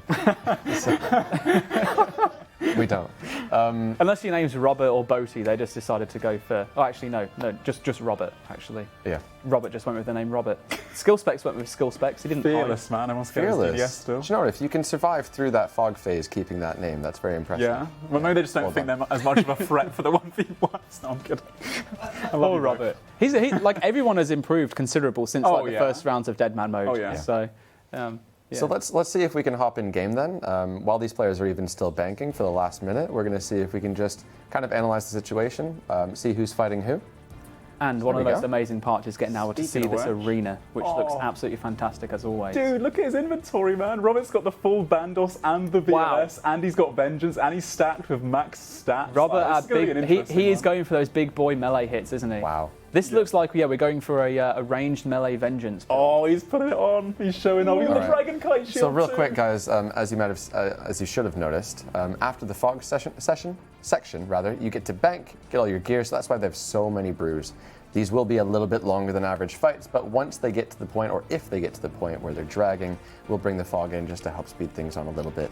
From here on forwards, we will restock their gear with some sharks, some potions. It'll be much quicker paced from that point on. Mm-hmm. So these guys have the exact same inventories. We'll talk about the 2 fights that are happening right now. We've got Robert versus UKM. Not too sure who UKM is with. I think we're ready to pretty much begin now, any moment. And Robert's and his inventory is exactly the same, despite having a 2-way switch of the armor setup. So Robert's opted for some mage defense gear, which is the black d'hide top and the Carol skirt, which is huge. And then the Bandos for the tanky armor against range and melee. And then you've got UKM just sticking with the standard setup. He's got no switches apart from his melee to his range. So if these guys opting for the tank build, like we said before, they have the Luna's done, I believe, which means they've got Vengeance, which means a portion every 30 seconds of the damage dealt to them is going to hit back at the opponent. And we're going to watch these VLS swings, these stat hammer swings, because that's what's going to really, dictate the pace of this fight and who has the slight advantage. So here we go, guys. This is the beginning of the 1v1 section. We're starting things off with Robert and UKM Prod. Since this fight will take a little bit more time than the typical fight because they have so many brews, I'm hoping we can jump around from fight to fight.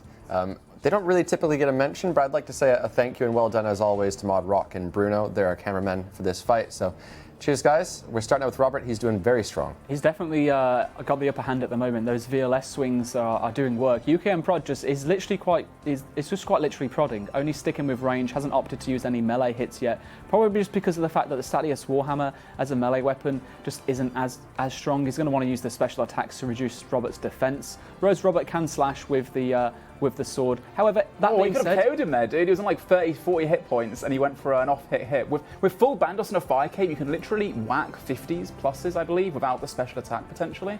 So it's a very scary combo to go up against. so Ian, if you were in this situation, if you were UKM Prod with that exact gear, Statius Warhammer as your melee weapon, would you be going in for those melee hits in between range, or would you just focus range as he's doing now? Is this a bad tactic, or is he playing it There smart? it is. There it is, but Zero. I would definitely try and prioritize the melee hits because I believe Robert's Bandos has an insanely high range defense bonus. But the gear advantage that Robert has right now is just so huge. There's not much he can really do wrong as long as he pays attention and gets those specs out on the right press. Potentially here, Wow. 24. It's not a massive. It's not bad either though. But I think Robert's going to take this one with ease. He's not even eaten a single brew yet or drunk a single brew yet. And UKM's finding it pretty difficult to stay in the fight. Now we can come back to this fight afterwards, but I'd really like to jump over and see how Skill Specs is doing. I would love to. There he is. So as we went to a 4, skill A specs. difficult opponent. He's opted for the the Wow, second prayer, 53 just before the prayer. Wait, is that going down? And the Darox. So he's got Carol to Darok combo, but as you can see, no rune pouch, which means he wasn't able to complete Lunar Diplomacy since Rot was holding it down. And the guy he's up against looks like he might be from Rot, actually. So can Skill Specs get his revenge, despite not being able to get Luna's done? Looks like the setup he's opted for, the problem with this right now is he has Carol's, which has very low defense capabilities, and his opponent's just an absolute massive tank bonus. He's got the Crystal Shield, he's got the Darok's legs, the Darok's plate body as well camp. So it's going to be hard for Jay to actually do any damage here, and he's got to sit low hit points for that Darok's effect to actually kick in. Especially with Vengeance, it's very risky, and as great as the Carol's crossbow is in terms of speed, in terms of pure damage, it can fall short at times with the with the effects of the rune crossbow and enchanted bolts for sure. If you can get off a good diamond bolt spec, it's going to deal quite a hefty chunk because it ignores a portion of defense. Whereas the Carol's, he's got to try and get those Carol's bolts to hit through the insane defense of X. It's just that unfortunate ability as well. The fact that you look next to him, the fight to the right, Ned Sturk. Look at him. He's got a Granite Shield, some Dragon Plate Legs and Dragon Medhand. Why couldn't Skill Specs have that opponent? But instead he gets given a 122 combat, maxed Demon who's got, just absolute crazy gear. But it's one thing to make it through a couple of fights and then die, but to die to the guy who might go on to win it or take second place, that's you can't feel too bad. Yeah. Ultimately, even if he was to get a buy through on this round against someone with lesser gear, he's going to end up facing against these at some point. So it's not like he would have managed to get an upgrade from Ned Sturk, whereas fighting against SXX here, he would be able to get some decent upgrades if he wins. And we've seen what happens before in previous tournaments, especially with weapons such as the VLS. All it takes is one special attack to deal a huge amount of damage, and then the fight's instantly turned around. Yeah. And SXS is playing this smart. He's not dropping below 90 hit points. He's not dropping his prey melee. Skill Specs' only hope of getting this kill, as he doesn't have a special attack left for the VLS, is to use that Darok's. And he's not going to get low enough HP.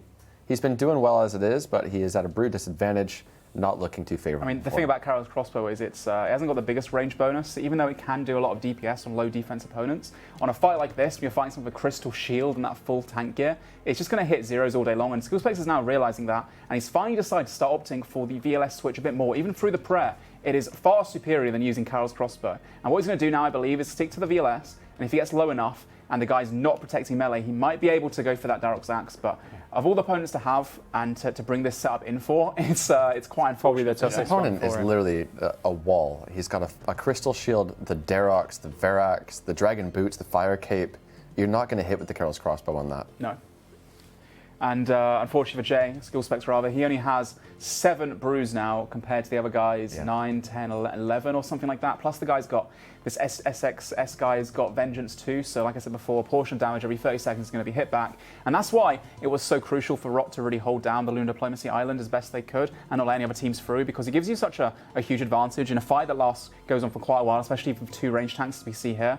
Having that advantage makes, the fog is kicking in. Yep, the fights have taken that long now that the fog has started to tick regardless of this, so you're going to see these constant 2s happening. This could happen. This could actually favour Skill Specs, lowering his HP to make those Darok's hits hit more. Maybe we'll have a chance to get that melee hit in, but it doesn't look like it's going to work out very well for him. His opponent has so much food left, he really needs to get a KO, because otherwise he's just going to get completely out-eaten. However, that being said, he could also force his opponent to panic, start sipping brews, and actually run out of restores. If he's not managing his potions correctly, he could be in a position where he's got a lot less stats, so he won't actually be able to deal any damage. He might have a huge amount of HP, but he's not dealing anything back. We'll have to just wait and see what actually happens here.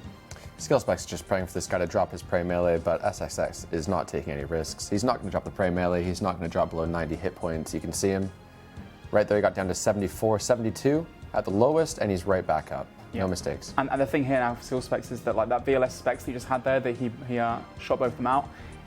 That was the only KO potential he really had besides the Darok's Axe, which again is very unlikely to hit. So, but as we know historically with Deadman tournaments, the last couple have been won by Tribrids. We're not watching any right now.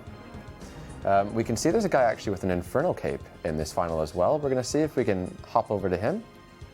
There it is. Oh, Log out. That's a recognizable name. Who is that? I think he might be from Blazers, but I could be wrong there. It looks like he went and got the Infernal Cape himself from one of the chest drops, unless he decided to do it in the tournament. If so, credit to him, because that is not an easy feat. No one killed Zook according to the stats here, so that was from a chest. Okay, I was going to say, well, it's probably the guy who got the chest was killed by Logout. Yeah.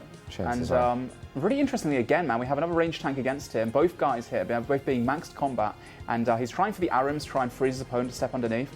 Actually, the other guy, unfortunately, yeah, he's using Vengeance. So, looking at brew disadvantage right now, he's down a couple of brews. I mean, that's nothing potentially if he manages to get a step under and get some specs out. It looks like he has 100% special attack for logout, but no special attack weapon to use. He did not bring in a VLS or a stat Warhammer or anything like that, unfortunately for him. This could be a nice win for him if he manages to pick this up. He'll at least have the the Stelius Warhammer. Yeah. Whilst not as ideal as the Vestas Longsword, it still is a special attack weapon. And these fights, you want to be able to push and squeeze every last advantage that you can take use of, because it really does come down to sometimes the last 1 or 2 doses of food, maybe even the last 1 or 2 hits. Right, back to skill specs now. Skill specs is down to 30 hit points. And his only chance of the focusing down is to get that massive 90 axe, but the other guy's not taking off Frey Melee. He knows skill specs' plan. It's now on LJ. He's going to take it out gone. for him. There it is. Let's get some clappers in the chat for skill specs. Well done. Robert's still going strong. Actually, yeah, he's looking good. This one. looks like he's pretty much able to just outlast his opponent, who will eventually die to the fog, if not a hit beforehand. It looks very unlikely that Robert's going to die. He's not able to get specced out. There's a really nice hit from him. His opponent's completely out of food, now completely out of prayer. Last hit, and that's it. Robert progresses through to the next round as well. You have to appreciate the GFs. Yeah, it was far closer than I thought it would be as well, considering that the Robert has such a huge advantage with the full Bandos there. Now, Logout here with 1 brew left, but no restores. He's messed up his brew to restore ratio, which means as he starts brewing, which he's started to do now, his stats are going to be drained. That's It's it. no longer going to be able to make use of that magic as well, which he went through all the effort to bring. That's extra invent spaces that he could have used for other stuff, but now he's just going to have to hope that his opponent isn't able to heal through the damages dealt. But his stats are going to be so lowered, he's not going to be able to use magic, he's not going to be able to deal as much in general. That could have cost him. I think it will cost him the fight, actually. It looks like LMF has a brew left and full hit points almost, and Logout is it's just a matter of time before the fog takes him out as well. It's not a nice sight to see, the tanks beating the hybrids, but to be fair to Logout as well, he doesn't have the most amazing gear. He's got Mystic Boots on as well. He doesn't have one of the new staffs either, or a VLS or anything like that, so maybe that's the difference that it would have taken for him to actually get past this fight. Only a 50 HP loss in the end for Logout, if he does lose, that is. I mean, maybe he'll come back, brew down, but I very much doubt it. Trying to juke his opponent into thinking he had magic. I don't actually think it was possible, to be honest. His opponent getting some nice legends. upgrades there as well, though, going from Dragonhide up to the Carols, obviously from Logout, who left it there. Wait, is he... This guy has an entire inventory of files. Disqualify him for boxing! I'm kidding. I'm not too sure what that was for. He had a full inventory of nothing. And so we were talking earlier about the clans that have Fed members in their Yeah. team. Those were not the Fed members. So Chest wins that one, and we move on to Lock them up. We'll end up winning this one. Again, more range tanks. We're really looking forward to the next round where we can see which tribrids have actually made it through. The guys with the ancient magics, those are the fights you want to watch. Yeah, absolutely. Still waiting to see where this is going to go. This is the last fight. This is the last one. Beautiful. There it is. One thing just to note that you might notice when we go into this next round, there's going to be a little bit of a pause. It seems like the wonderful people at Jagex are going to be looking at changing some of the players' names just to make it a little bit easier for us to actually talk about them, because there's a lot of different characters in there, and it's not the easiest to try and pronounce them at a pretty quick rate. So yeah, we can appreciate that. We might be taking a few seconds, so bear with us while that gets done. But wow, one other thing to notice that we're going to be going into the next round as well is that we won't be seeing people with full inventory worth of brews. I think from this round out, they're given a preset determined amount of supplies that is system driven, which consists of, I believe, sharks, a couple of brews, 1 or 2 restores, a range and a combat potion, and that's all, right? Yeah, just about. Cool. And there are a limited amount, obviously, Yep. but if you do kill your opponent, you have extra supplies, you can drop those to the floor. Yep. So. Cool. Yeah. So yeah, that whole 1v1 stage there, we saw quite a bit of variety in terms of builds and in terms of gear. It does seem like this round, the fights that we were able to focus on was predominantly tank builds, which we've seen in previous tournaments do really, really well. It would be very interesting to know if there were fights that carried on that we weren't able to catch that were hybrid, and then how those will fare up against these new tank builds. Yeah. Those that we did see, I think almost every fight that we managed to catch saw the actual victor in one way or another getting an upgrade in terms of gear as well, which must be a real nice feeling for them. Yeah. Up until the last tournament as well, I did find that the range tank meta was kind of like, becoming almost too good to be true. Yeah. It could beat everyone.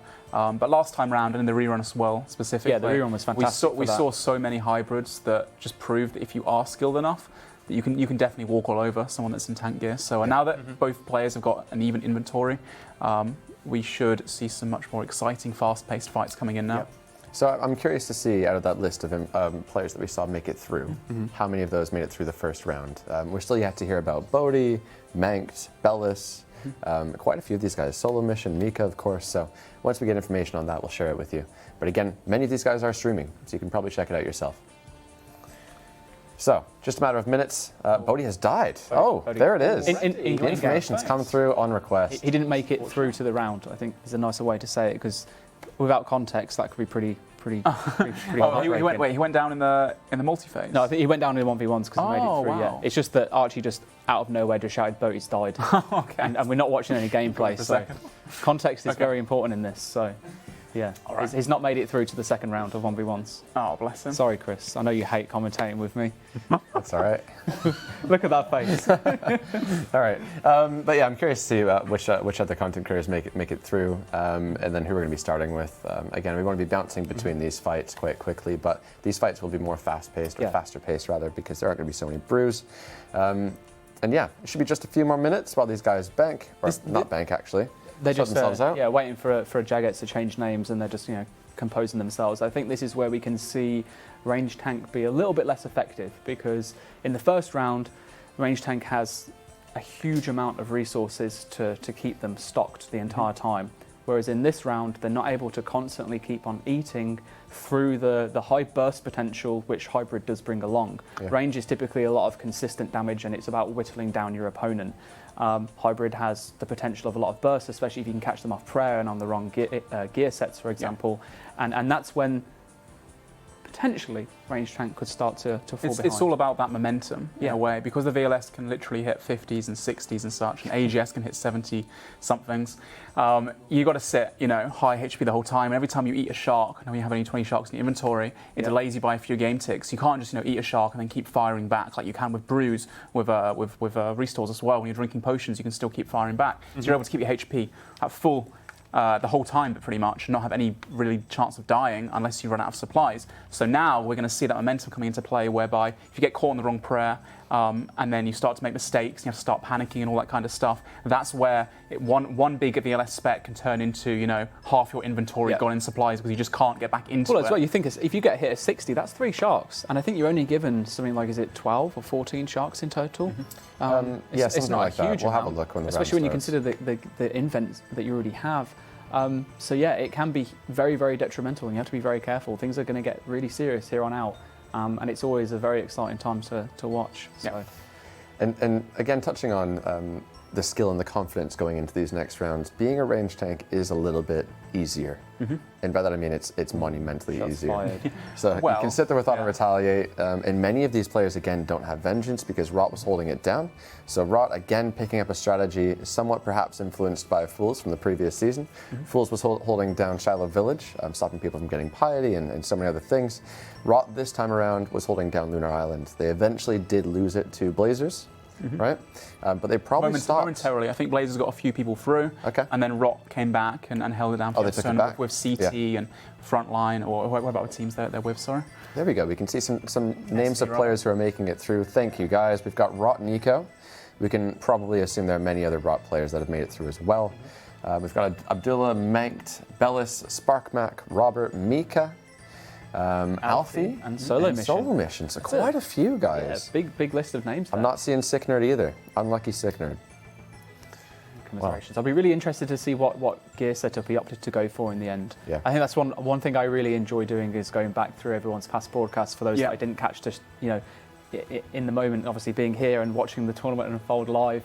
I like going through, checking their past broadcasts and seeing what happened. And I've been doing my best every night, on my phone before going to bed, trying to catch up on YouTube, see all these videos. And then by the time I've watched 3 or 4 of my favorite content creators, suddenly there's 2 or 3 more that popped up. I'm just sat in bed for hours just trying to catch up. So I know the feels. All right, guys. So let me ask you a question. You're going into the 1v1 phase. You feel like you're relatively well equipped. What's your mindset? What's your strategy? Going into the 1v1 phase Going into the next round. Let's say you've won your first fight. Gosh, I'd be pretty happy to have made it. If you can win one, you just got to win another. Is that what you're telling yourself? As long as I win one. As you won one, you got this far so far. You're just playing for fun, really. You got to remain calm.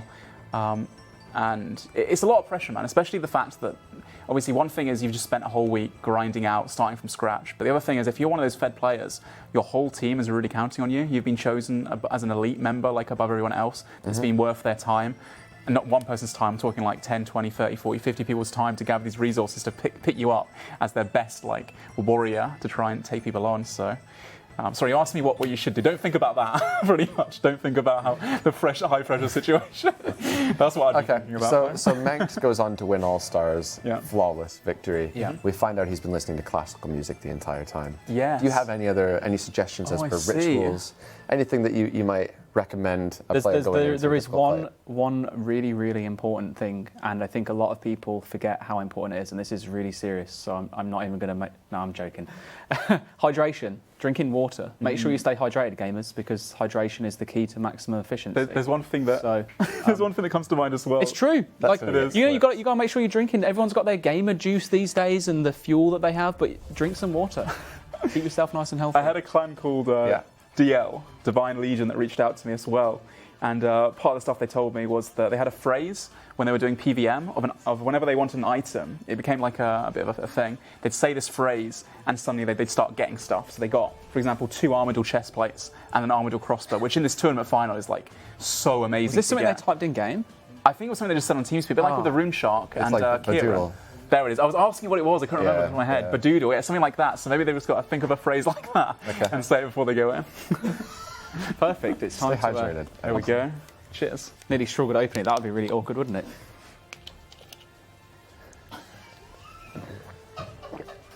Cheers.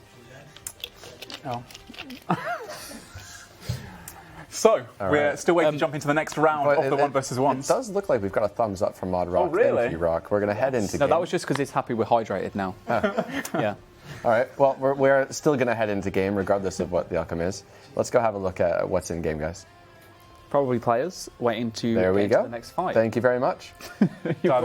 We're straight up. We can see Manked against chest press. This is going to be an interesting fight. Manked opting for the full hybrid as before. He's very, very confident with it. Obviously, Archie touched earlier on the fact that Mank managed to get all the way through All-Stars, flawless victory, has done very well in previous tournaments, and has spent a lot of his time at this tournament actually PKing. Normally, he'll focus a lot of time on streaming, but given the fact it was the final tournament, I believe that he spent, a 49 straight away. That's not what he spent, but that's what he did. He decided to spend his first few days actually focusing on training his account, streamed pure PKing then for 3 days straight, I believe, and then the last few days of Deadman has just been about having fun and feasting on people with his clan. So two things here. This is an upgrade. Is that an Armadyl plate skirt? So yeah, the Armadyl plate skirt has upgrade. Huge mage defense on it, which is going to be hard for Mank to actually catch those freezes, but at the same time, it's not showing a problem. He's dominating him. He's getting some huge hits out right now, and catching that freeze essentially off the bat is really important because that means that chest press, look at his inventory right now, he only has melee and range, so if he's frozen in place constantly by Mank's huge miasmic mirages with that staff, he's not going to be able to, to move and use that Warhammer and use a special attack. He's got Vengeance, but it's not really helping too much. Mank's looking like he's got an almost full inventory of supplies right now. Has he eaten yet?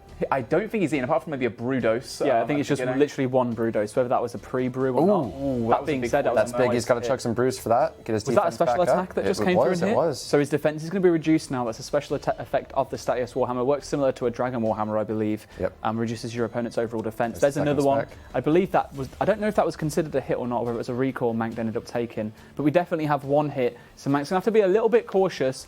But he is definitely on the upper of his opponent in terms of his invent. I believe he's actually been able to eat food, but he's got food on the floor still potentially, just because of how many items he's got in his invent. He's also using the blood barrages to heal himself.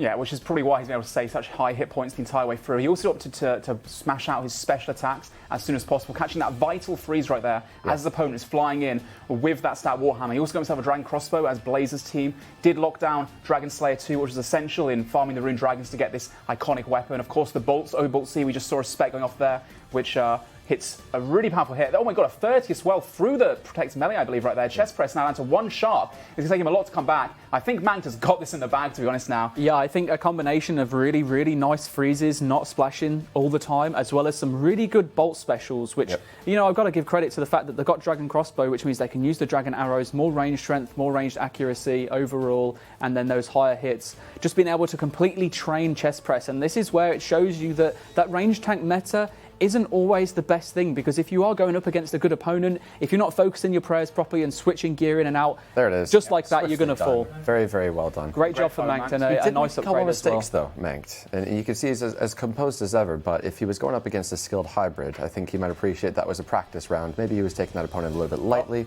But an interesting strategy. I'm just going to touch on Mankt's strategy real quick. Unloading the specs immediately. So by doing this, you're building back your special attack. You'll get a 5th spec by the end of the fight. You're also making your opponent go through a lot of food immediately, which is getting in their head, making them think, I'm losing quickly, I'm losing too quickly. They start to panic.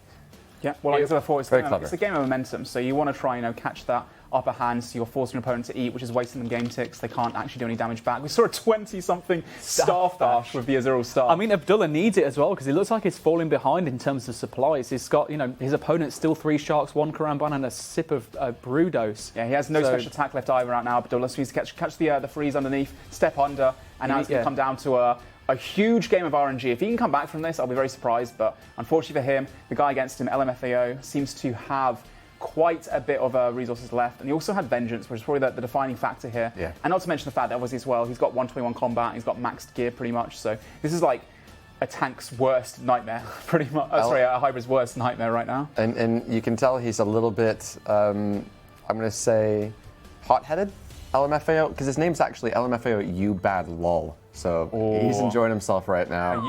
He's winning with PKO, man. He's winning with laughter. And after this fight, it looks like we get to hop over to Sparkmac. So we'll see how he's doing. That was a big upgrade as well for LMFAO, getting himself the VLS. Yeah, very respectable. Gets himself the VLS over the stat Warhammer, which is huge too. We have Sparkmac leading the tribe and doing some great DDing underneath. He's actually opted for full tribe in max gear. He's even got the DFS too, so he's gone really hard this past week. Yeah, he's taking out a very powerful opponent. Absolutely, and we've joined in at a perfect time as well, because it does seem like he's about to take down that powerful opponent and maybe snag himself a few little pieces of gear in terms of the Infinity Boots. You might take that. I mean, it would definitely help him in terms of his mage. Would he want to sacrifice the event slot for it, though? I think it's worth it. I think that the thing with Magic is that it's great when it actually works. I know that sounds really obvious, but when Magic splashes, you are at such a disadvantage because you're putting yourself at such a... There's a nice swing, taking that down. But I see some God Swords in here as well, actually. When you go for the magic hits, you're in much less defensive gear because you want to get the magic accuracy, which means you're much more prone to ranged and melee hits. That's 2 combat styles that you can take more damage from. So it is a big cost you have to do. Wizard Boots just didn't care at that point. Look how much food was left. Just let his opponent die to the gas. And it seems like a very similar situation here as well. Icom Correct ended up winning that fight with pretty relative ease. Decent amount of HP left. Quite a few people died there. We have seen, I believe it looks like, well, I can't see him on the list anymore, so we're trusting Bodhi has died. We're trusting Bellis, a previous winner, has died. Really? And so did Abdullah too, we just saw a minute ago. Yep, we did. We're waiting on an updated list, but it's been a very dramatic 1v1 so far. Typical stuff though, you see Mankt going through with a very strong setup, the Tribrid with the VLS. I think we can probably expect to see a top 4 with a very similar setup. Yeah, I think from what I've seen so far, Mankt, of all the fights, Mankt was like one of the cleanest. We caught one of the tail ends of a fight where the chap had a full invent of food still, so obviously he steamrolled, but we're looking at completely different brackets in terms of combat and gear there. Whereas Mankt against his opponent was pretty well matched in terms of levels and gear, and he completely dominated that fight. So he looks to be on absolute form. I reckon he's got that classical music on full blast right now, and he's just in the zone. And I'm looking forward to seeing how he progresses through the rest of this tournament now. Yeah. We saw Sparkmac as well, another familiar face. And, he doesn't really. He's a PK. He was stacked. Sparkmac has got some gear. Yeah, he doesn't normally do hybriding or tribriding very much. So to see him, taking part in the tournament and still looking really strong and doing the DD underneath as well. Might be interesting to see how far he gets. I believe he was fed by the clan GG as well, as well as probably his live stream and friends that he's got through there. So he could definitely go really far right now. I would say his opponent looked like it was probably the strongest. Yeah. Azuriel staff, I think, of VLS. It was a Tribrid versus Tribrid, so he came out as the better PKer there. Yeah. And again, it comes down to, like we said before, the whole the nerves. Sparkmac's someone who streams daily to thousands of viewers, and he's been in the limelight for a long time as a content creator, so he probably doesn't really feel that pressure. He's just having fun right now, enjoying himself, and doing what he can for the tribe. I can imagine him right now in voice, if he's streaming, which I imagine he is probably shouting, "Let's go, Tim! Let's go, Tim! Let's go!" It's an interesting, actually, thing that you pointed out there, Ian, whether you're having fun or whether you're taking this very seriously. I think going into a 1v1, you can either have a laugh with it, right?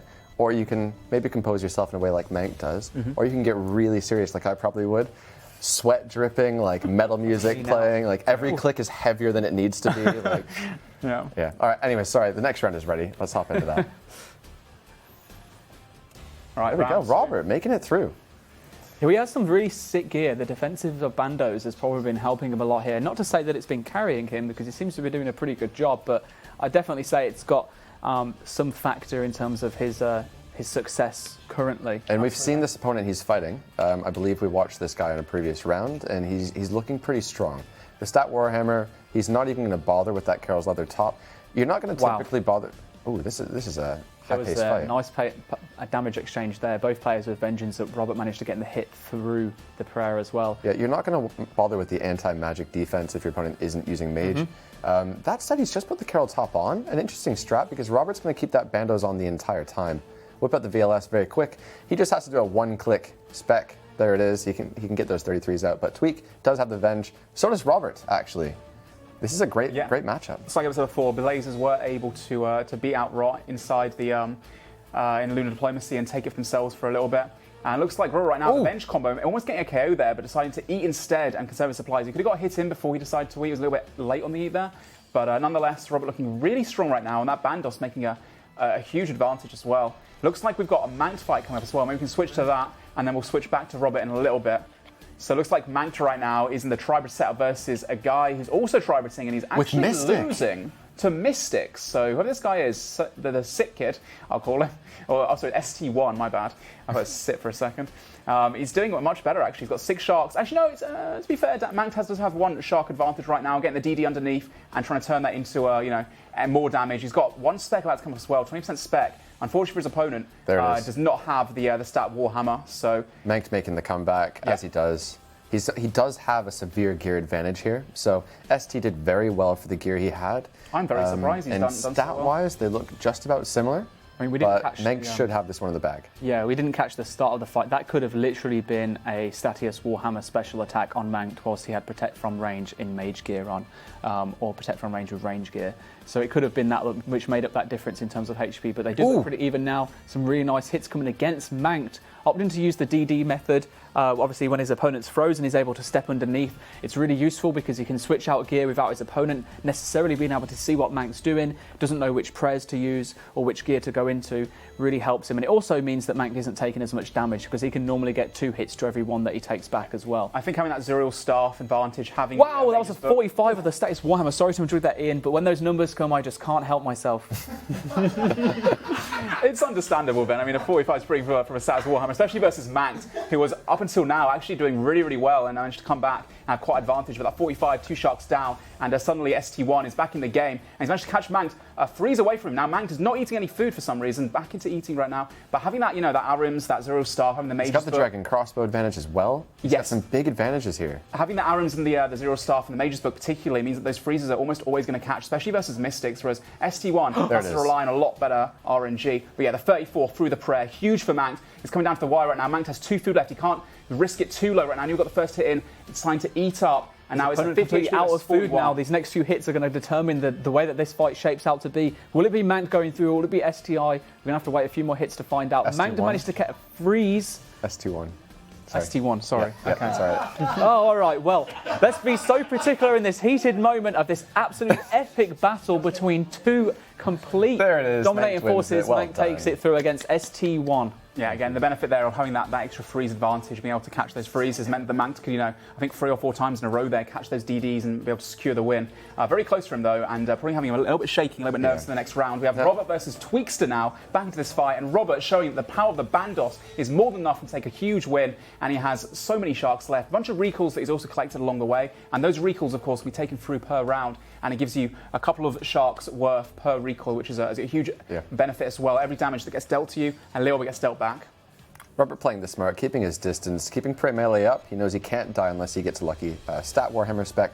One content creator that we know is actually still alive from the looks of it is Mika, that we haven't tuned into. So I'm quite curious to see how he's doing. Maybe we'll find out next round. But Robert should be taking this one. 3 food left. There's the VLS.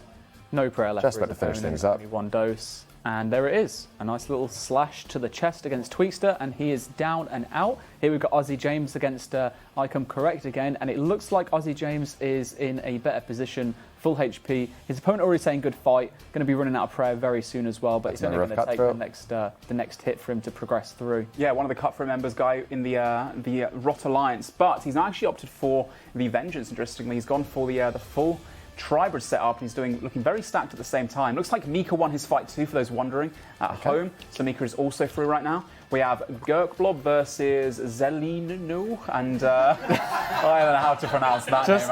I'm just going to say real quick, these guys make their names difficult so that when they're being called out in a pile, it's difficult to call out their names.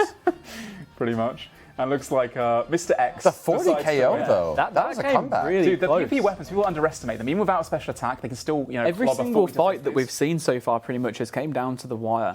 And I know that we said that so many times last tournament, but like both of these players have no food. This is huge. That was 23. That is huge. That guy now has a VLS addition over his stat Warhammer. And having that VLS, having 4 special attacks, 25% spec, which all roll off 25% of your He barely made it defense through as well. 23 HP. It's massive, man. We also saw an upgrade of an Aram's body there, and also winning a fight is going to give you a little bit of adrenaline. You're going to feel a little bit better about yourself, especially when you're beating a formidable opponent. You're going to go into the next round with a little bit of confidence. Yeah. So that was a very interesting round indeed. We saw Mika went through, we saw Mankt went through. Did we see what happened to Sparkmac there? Sparkmac went through as well. And we saw Robert win as well. So there you go, the 4 recognizable names as far as we're concerned, but there are still so many others in this fight. Yeah, we saw a CT member as well. We've not really talked too much about Cutthroat either. They decided to join the huge Rot Alliance as well. They have like a 30 to 40 man group. They're an 07 clan that's been around for many years right now, led by Christy, and really lovely people on that team. I played them before, so really must be really exciting for them as well. I think they've won or come second place once. That was with Ditter Bitter, who I'm not too sure if he's still in this tournament yet. I'm sure we'll have confirmation sometime soon. I think he died. He fell. He got in the first round. Yeah, he did die. Because he was one of Looks those like guys that they fed. So We're actually ready to go into the next round. Oh, ready? Okay. All right, beautiful. Let's go. Straight into it and find out what's going on. right, starting with Spark Mac, who's now looking like what? He's very difficult fight. The Armadillo chestplate thing as well. Was that actually Spark Mac? DMM Spark? Yep, but he's got a rune crossbow versus an ACB, starting out with a 44 for HSZASLYRBRE. Whoever this H, whoever Spark against H, okay? Yeah, just call him. Whoever Mr. H is, he's an absolute beast. He's got the imbued heart, which you get from Superior, which increases your magic level at the start of the fight, which is absolutely massive because you need that in those freezes. He's decided just to used opt it there. now. Yes, he's probably waiting to start to get that momentum so we can actually make the most of it by having to brew back up again. And he's got the Sears ring switch. This might be Inya, for all we know. This guy's very good. This could very well be Inya, the frontline member that we were talking about before, who won last time round and then came second. In wow, look at the difference straight away. Bearing in mind, this fight just happened, it started around about 15 seconds ago, no more than that. Sparkmac is already down to just 2 sharks, 1 Crown Brand, and a 3 dose of a brew, as his opponent is still pretty much stacked out in terms of supplies. There he goes, coming back a little bit. To beat Spark now, he's going to actually get himself a slight upgrade too. The Armadillo chest plate is going to be huge for mage defense, especially when he's got the Carol's top already. But it's going to take a lot for Spark to come back. He needs to catch that freeze, step underneath as he's doing right now, fakey a little bit. He's got 1 spec left, so he has a bit of potential, but H does get his prayer up right in time and mitigates that damage, catches the freeze back, and now it's all H's game again. Spark out of supplies, out of luck. He's come far, but I don't think he's going to be able to beat this tough opponent. Yeah, and we can see that Robert, unfortunately, has just fallen, and we may be able to hop over to Mankt immediately after this fight to see how he's doing. But yeah, Spark completely out of food. He's got 1 brew dose left. No super potions after that. That's going to be him out. I don't think there's any chance of him coming back. Doesn't even have a special. The switches coming in from H are just absolutely insane. He's very lightning composed. speed. It could be. I don't know who it is. Do we have any confirmation of what team they're in or who it may be? That'd be awesome. But yeah, right now, just a waiting game, trying to catch that next freeze and Spark.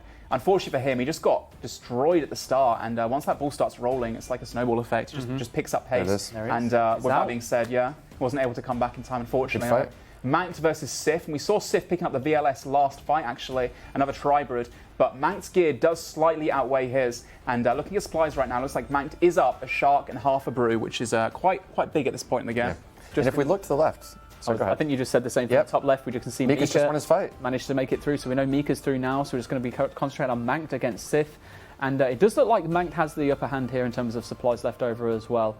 As Ian touched earlier a little bit, that Sif has managed to pick up the VLS, used the specs early on, has one available. Mank, however, still has another 2 specs available to use here. I'm just going to wait and see how exactly he decides to pop those out, because they really are damaging. There's one, unfortunately, hits a 0 against all of the right gear and prayer on his opponent, but just unfortunate for him. I'm going to call this, I'm just going to say real quick, there's been Manked versus that H guy in the finals. You think My so? prediction, yeah. I'd like to say that Sif needs to catch the next freeze and then start to, change the pace of the fight, but he's not able to. And Manked going to take this one very easily for him. He's going to pick up any advantages here, any benefits? No, I don't think he is.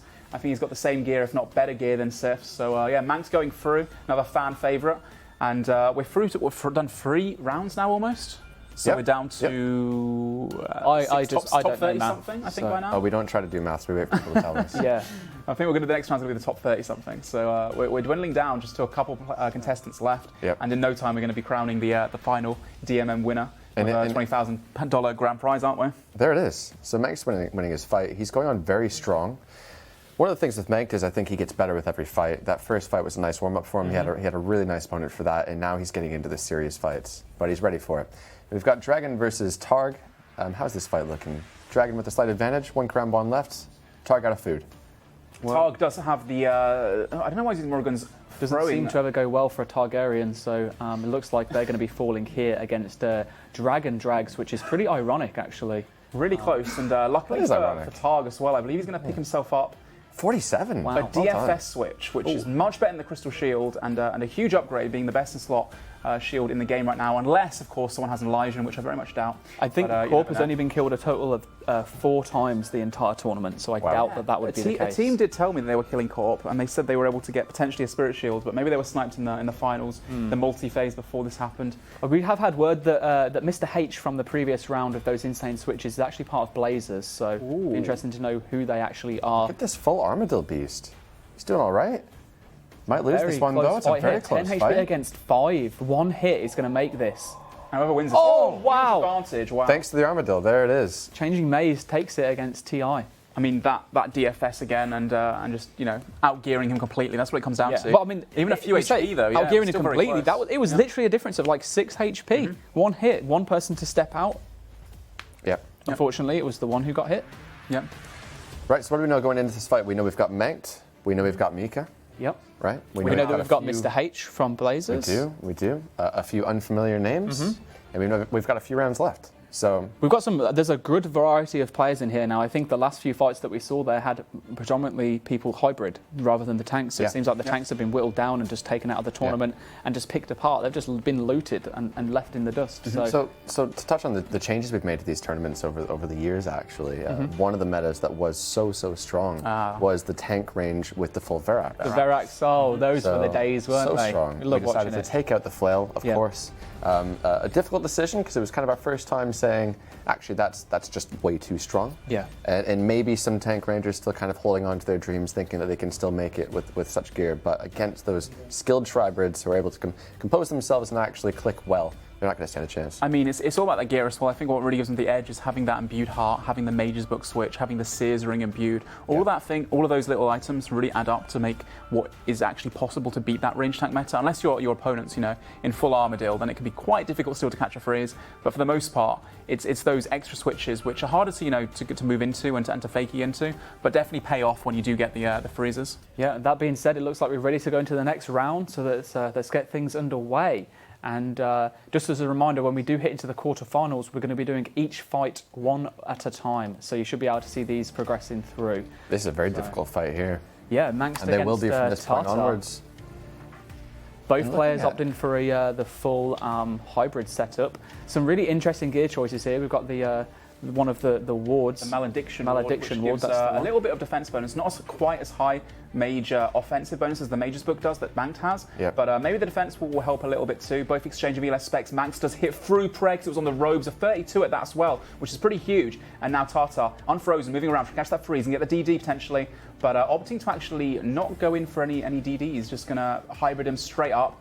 And not having a cowardly play, as Rexy described it last MMO tournament. Manx doesn't care about that. He's going for the win. He's stepping underneath. He's faking as he steps out to make his opponent pray the wrong thing.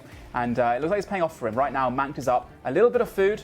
And yeah, it just comes down to these next few specs. Looks like Manct also has 85% compared to Tartar XX. I'm 35. not sure about that really, because it looks like Tartar's doing Ooh, pretty well 31 in terms through of prayer. supply, so it's going to have to eat a few pieces of food now. The damage just keeps coming in from Manct, so maybe it would balance out very quickly. Both Manct. players have pieces of Armadillo opposite sides, so either one will get an upgrade depending on who goes through. I was going to say Manct is blessed with RNG, but he just got hit for a 39 and nearly Yeah, died. it's That really was not looking good unfortunate. for him now compared to the start of the fight, that's for sure. This is a fair fight. That's makes it so interesting with the PvP weapons. You know, they have the opportunity to hit those massive 60s or 50s or even 30s and 40s, which completely changes the dynamic and switches out the momentum. And Tartar right now going for a spec, but actually faking it. Double fakey and actually catches them off prayer, but Manct only tanks a 0, so good for him. Catches the freeze. 24 on the Armadillo chest. If Manct gets his Armadillo chest plate, he's going to be so hard to catch a And the DFS the classic upgrade as Manct well. food on the DFS floor. too. He's just resupplied. Manc's got full food Yes, I was again going to now. say, the reason why he looked like he was a bit short is because without enough inventory space. 54. On the right prayer as well, so he deserves it, but I think it's going to be very hard for Tartar X to come back. Manct is in the zone. It's going to be impossible to beat him when he's like this. And if this guy Tartar isn't that clan, they are literally both mortal enemies, pretty much. These teams are fought every single tournament, every 3 months for years on end. Is it Tartar or is it EX? Because he's got both. They're in his in an name. alliance together, so it could be okay. a member that is representing both of them and such. All right. Well, we can see Mika is still winning his fight, or actually he's in a fight, but he is absolutely smashing his opponent from the sounds of it. We can drop Perhaps to we'll Mika. have time to pop over. Yeah, I think we've got Manc's got this one in the bag, to be honest. And Mika right now There it looking is. like he has, yes, a lot of supplies extra. He's going to pick up. Look at those recoils from Southeast. That is going to be huge. Obviously taking those through every single round to have a little bit more damage, which dwindles away the opponent's supplies. And Mika now, just playing it calmly, having a 5 shark advantage, and he should be able to win this one. We did just get word that Manct won as we switched off from the fight, so I think it was pretty inevitable as was mentioned. This fight, however, it does look like it's going to go pretty well in terms of Mika's favour if he can just keep the damage coming in, but if all it's going to take right now, we've said before, 2 or 3 hits, 1 hit even from the VLS without the spec but on the right prayer could potentially mean the difference between having 3 to 1 sharks. Yeah, they've actually both have the same gear. The only advantage that Mika really has is the Armadillo chest plate, which is still a pretty big advantage compared to a Carol's top. But I think, honestly, Mika's got this one in the bag, and he's doing a great job of switching to his tank every single time to try and make sure he's mitigating as much damage as possible. Again, getting those step unders, stepping away just enough space where his opponent can't melee him back. Going for the Staff Bash, a little bit of panic there, a little bit of a misclick, but it happens to the best of us. And unless Southeast right now on 39 hit points can get some huge hits, he's got no special attacks, so no massive window to be able to hit that, and having a Staff Bash himself back and forth as well. But it looks like Mika's going to bring this one home and finish off with a quick bolt KO on around 10 hit points. Yep, and again, just going to mention, Mika and Manct are probably both streaming right now, so definitely worth opening up their streams, watching from their perspective, just to see how good these guys are. You may notice that Mika, whilst doing this fight, is doing a little bit of gardening as well. He's just won it, but if you are wondering why there are flowers popping up, we've spoke a lot about stand under and how effective that can be when your opponent is frozen. One of the ways to prevent that from being an advantage for your opponent is to plant mithril seeds, which then turn into flowers, because it forces you 1 tile in an opposite direction. Wow. Changing Maze just ended up winning their clutch fight. That was actually pretty close. That was had sharp LMFAO as down. well. Yeah, Yep. Mafa's gone down. But yeah, that's the one way to just avoid it. So I thought I'd let you know for those of you that might not have seen it before, just so that you're aware. All right, so I now believe we get into the quarterfinals. I believe so. So we should be seeing one All right. fight happening at a time, which will be obviously great for you guys at home to follow, and also for us to be able to run through. All those guys we just saw there, they all got membership? All got 1 year of did. membership, yeah. Oh, fantastic. At least they're going home with something today Yeah. after a week's worth of playing RuneScape. Yep. I mean, and that's like a solid, what, $100 and something? Yeah. So, I think it's even more. I would go for the title. I'd say I came top 16 of the last Deadman of this I've format. seen a few Twitter bios with that in there, to Yeah? be honest. Yeah. People I like mean, to flex yeah, it. it's respectable. Yeah, I'd put that definitely. in It's my a good bio. achievement, yeah. Yeah. So going into these finals, of course, we can see very, very similar gear, and each of these players has killed their opponents leading up to this point, of course, getting upgrades along the way, as we've mentioned. So Manct being a serious upgrades to the Armadillo and then to the DFS, looking very strong. We've talked about him a lot in this tournament, and I don't mean to sound so biased, but we have seen him win a Deadman tournament. We've seen him go flawless and win All-Stars, and we've also seen a rather peculiar strategy from Manct. Ian, can you talk a little bit about what he does with the render self? Yeah, sure. So in-game you have a command which is render cell, which allows you for your character to not be seen by yourself. So you can step underneath, and that means you can also see whatever your opponent is switching to, what prayers they've got up, all that kind of stuff, without seeing your own gear. So it takes a bit of time to get used to. We have to know exactly like what you're wearing and be aware of what prayers you've got on at all times and such. But Manked, put in the hours, like all these teams do, to be honest, not just Blazers, but every team really has weeks in advance where they practice, go to the duel arena, fight each other off, and see, how they can improve and really, see whether those slight benefits of like doing step unders and such, that gives you a huge advantage because it's always about, like I said before, creating that momentum. When you start making your opponent eat and start catching them off prayer, and that's when you create the window to really get far ahead. So interesting strategy. Oh, we're beginning to give word that the next round is ready. So, ladies and gentlemen, we will now be moving in to the Deadman Summer 2019 Finals quarter-final segment. That was a mouthful. It was indeed. All right, so here we go, guys. We can see, listing off some of the names, we have 3 members from the Blazer team, and they didn't have too big a team. 1 Rot, we have 2 Lit, we have Mika, who I believe plays with Lit typically, and we have GG/Lit. So quite a big representation from Lit. Only 1 Rot made it through when they had the most numbers, and Blazers actually looking very, very strong with Manked as one of their best. I think Lit were actually technically higher in terms of number according to the system. Oh, that 47 Only by right 20 prayer, or so, but they had pretty good numbers here. That was huge.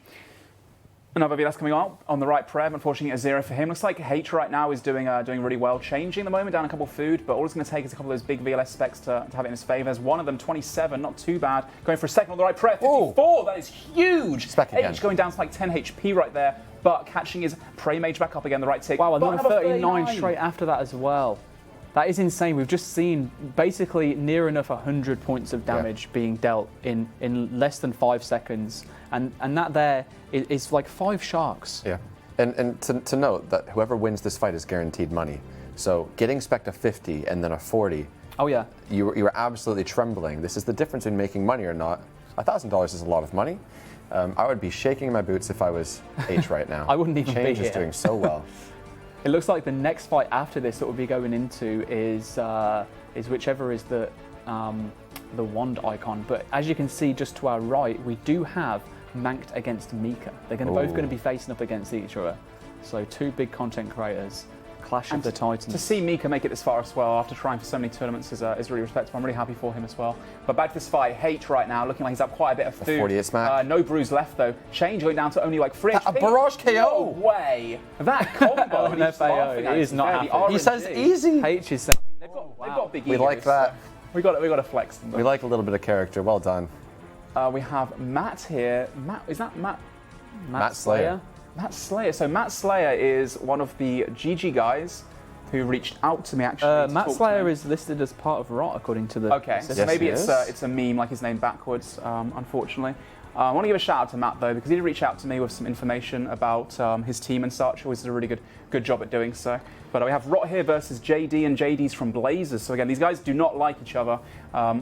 The guy Slayer level 122 combat, the Rot member, does have a slight advantage gear-wise, I think. Oh, it's a mage, but no. They're both range They're tanks. both range tanks. I was wondering why I had the 0 staff there for a second. I was like, well, why is he bringing that? Probably pop it in there in case he's wanting to increase that magic defense. Yeah, exactly. Against I guess hybrid for the opponents. bit of tank, I suppose, to switch in between hits and try and fake his opponent out. But this is going to be a range tank fight. Oh, that combo! Almost I thought that was it. KO'd. That could have been it. If he just hit a tiny bit higher, a fraction, then that would have been the enough amount. You don't really see KOs in these kind of fights. I thought I got excited by numbers, but I've just heard new sounds from Archie I didn't think were I've definitely made those sounds before, Ben. That is going to be on Reddit, and I'm gonna replay that clip and send it to you on WhatsApp. I'm downvoting it. All right. And just to point out, guys, you might notice that the finale, designed by, I want to say it might be Mod West, but I don't want to get this wrong. We go by Mace, Wand, Sword, and then Expo, just in case you're curious what's on the ground there. So we started out with the Mace, we're now with the Wand, then we're going to go into the Sword, which looks like it's the Mika versus Manked fight up next, and then the Expo. Crossbow. I don't know if he's mentioned the clans aren't 100% accurate either in these fights, but I think it's safe to say that most likely the range tank right now is probably from Rot since he does have Vengeance as well. But looks like at the moment, I'd say food advantage right now is probably for Mr. Slayer. Then 37, which is pretty decent for a non-spec Wow. bolt, followed by 33. He's doing a really good job, and I think it does look like, Matt definitely has an upper hand, I think, here in terms of the overall gear. He has the armor deal, which is obviously going to help him when he goes into ranged. And when they're doing predominantly ranged hits, Although, you know, JD is doing a pretty damn good job of keeping himself in this with the melees that he's managed to swing in at the right times. So if I can just point something out quickly, we have JD versus Matt here, and JD with the Carols, Matt with the Armadillo, the biggest disadvantage that they have. I think one of the strategies that Matt might like to try to take here is to switch to his Torags, which he seems to be doing on every off hit, and then switch to his Armadillo for every offensive hit. But JD seems to be doing a pretty good job at keeping the attacks relatively on the same tick, which is making it very difficult for Matt to use his advantage at all. Yeah, no, I think that's exactly what's going on right now.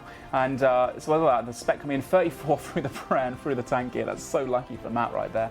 JD now to free food for Matt's free food. It's very close, coming down to the wire to be honest, but special attack wise right now, JD does have 30% spec. Getting a big hit there, and he's going to wait for the opportune moment. If he makes this earlier spec hit a 50 to a 60, then it's his win. If it hits a 0, he could very much lose the fight. It comes down to this spec right here. He's just waiting for the opportune moment to actually use it, and again, constantly trying to fake out his opponent, so his opponent keeps praying the wrong thing. But it looks like Matt knows that he's got the VLS ready and keeping his prayer. Wow, just like that, I think JD has managed to pull this through. JD with the upper hand, still got one Karambwa on left compared to Matt with no food, only 7 HP, doing everything possible within his powers to make sure he doesn't fall. But that's it, he's taken it. It was very quick, the bench full Armadillo as well, now going in the hands of JD for the next round. He gets a huge benefit there of the full Armadillo, of course, especially versus any of the mages that are currently left. Our next fight is Tanner from high school. I hate that guy. We also have Yar, who is level 121 combat, and looks like, again, we have 2 tribers fighting it out. Gear-wise, looks like we have Lit against Lit/GG as well. So okay, very interesting. So these guys might be one of the smaller teams within. Yeah, I believe Tanner from high school is representing GG, but also potentially Lit. I think Lit were with because they're an amalgamation. Right? They're some kind of alliance, aren't they? And I say I mistook the Expo on the floor for a sword. So this is actually the next fight. The last one is in fact Menk versus That's Mika. okay. Yeah. So whose could be potentially? As I said before. Inya, who won the last tournament and second place in the rerun, he is playing for Lit, so he might one of these last few members left. We're not too sure yet. It could be Dead Bossy himself, one of the leader of Lit. It could be Voss. As for GG, they have a few members that they've also decided to bring to the table. So I mean. Tanner from high school seems to be doing a really good job of just keeping damage. It's like 4 hits in a row now. It's been non-stop in terms of quite literal barrages as well. He hasn't eaten yet, and he's using blood barrages just for the fun of it. The 37 of prayer, though, gives Yar a bit of a way back into this fight. Here's his breathing space. This is his time now to bring this back, because he can't just be sat there constantly taking damage. He needs to catch that freeze, though. He's made Tanner blow up a little bit, but he doesn't manage to catch it because Tanner gets the Armadillo play ball in right in time and doing a fantastic job of being calm, switching to the right gear at the right moment, and a VLS spec on the right prayer, but only a 15 unfortunately for him. Catching this freeze is just so difficult. One of the things that Yaz is doing very well actually is his movement. If you watch him, he's not really sitting still at all. Right now he's frozen, obviously, but he's doing well to keep moving. And Tanner is kind of just retaliating. Yeah, it's a really great job to help you buy time, especially if someone is looking to switch between different styles. Obviously, to hit with melee, you have to be within melee range, and if you're constantly on the move and your opponent runs towards you, then there's quite a high chance that they're going to go for melee. It might also be a fakie, but it gives you that few seconds extra that you wouldn't normally have to switch into protect from melee prayer. And what matters here is how many food they managed to keep from their last fight. So both players are picking up food off the floor still. This could be it. There could be a couple of sharks still left for each player, but this seems relatively fair match, to be completely honest. Even the gear and the stats, it's all very fair. I'd say that Tanner right now has got a slight advantage, that big VLS spec as well coming in. He has 30% spec, so does Yar. Whoever's next VLS spec hits big is going to really dictate the pace. But Tanner being frozen away from Yar, and now it's a mage range fight once again, both faking and doing their best. And look how low HP they're sitting as well. Yar going right down to like 10 HP. Every single time you go that low, just not eating a little bit sooner, just save you a couple ticks sometimes. Lets you do as much damage output as possible. So those few seconds that you can save really make the difference at the end when it can come down to the wire.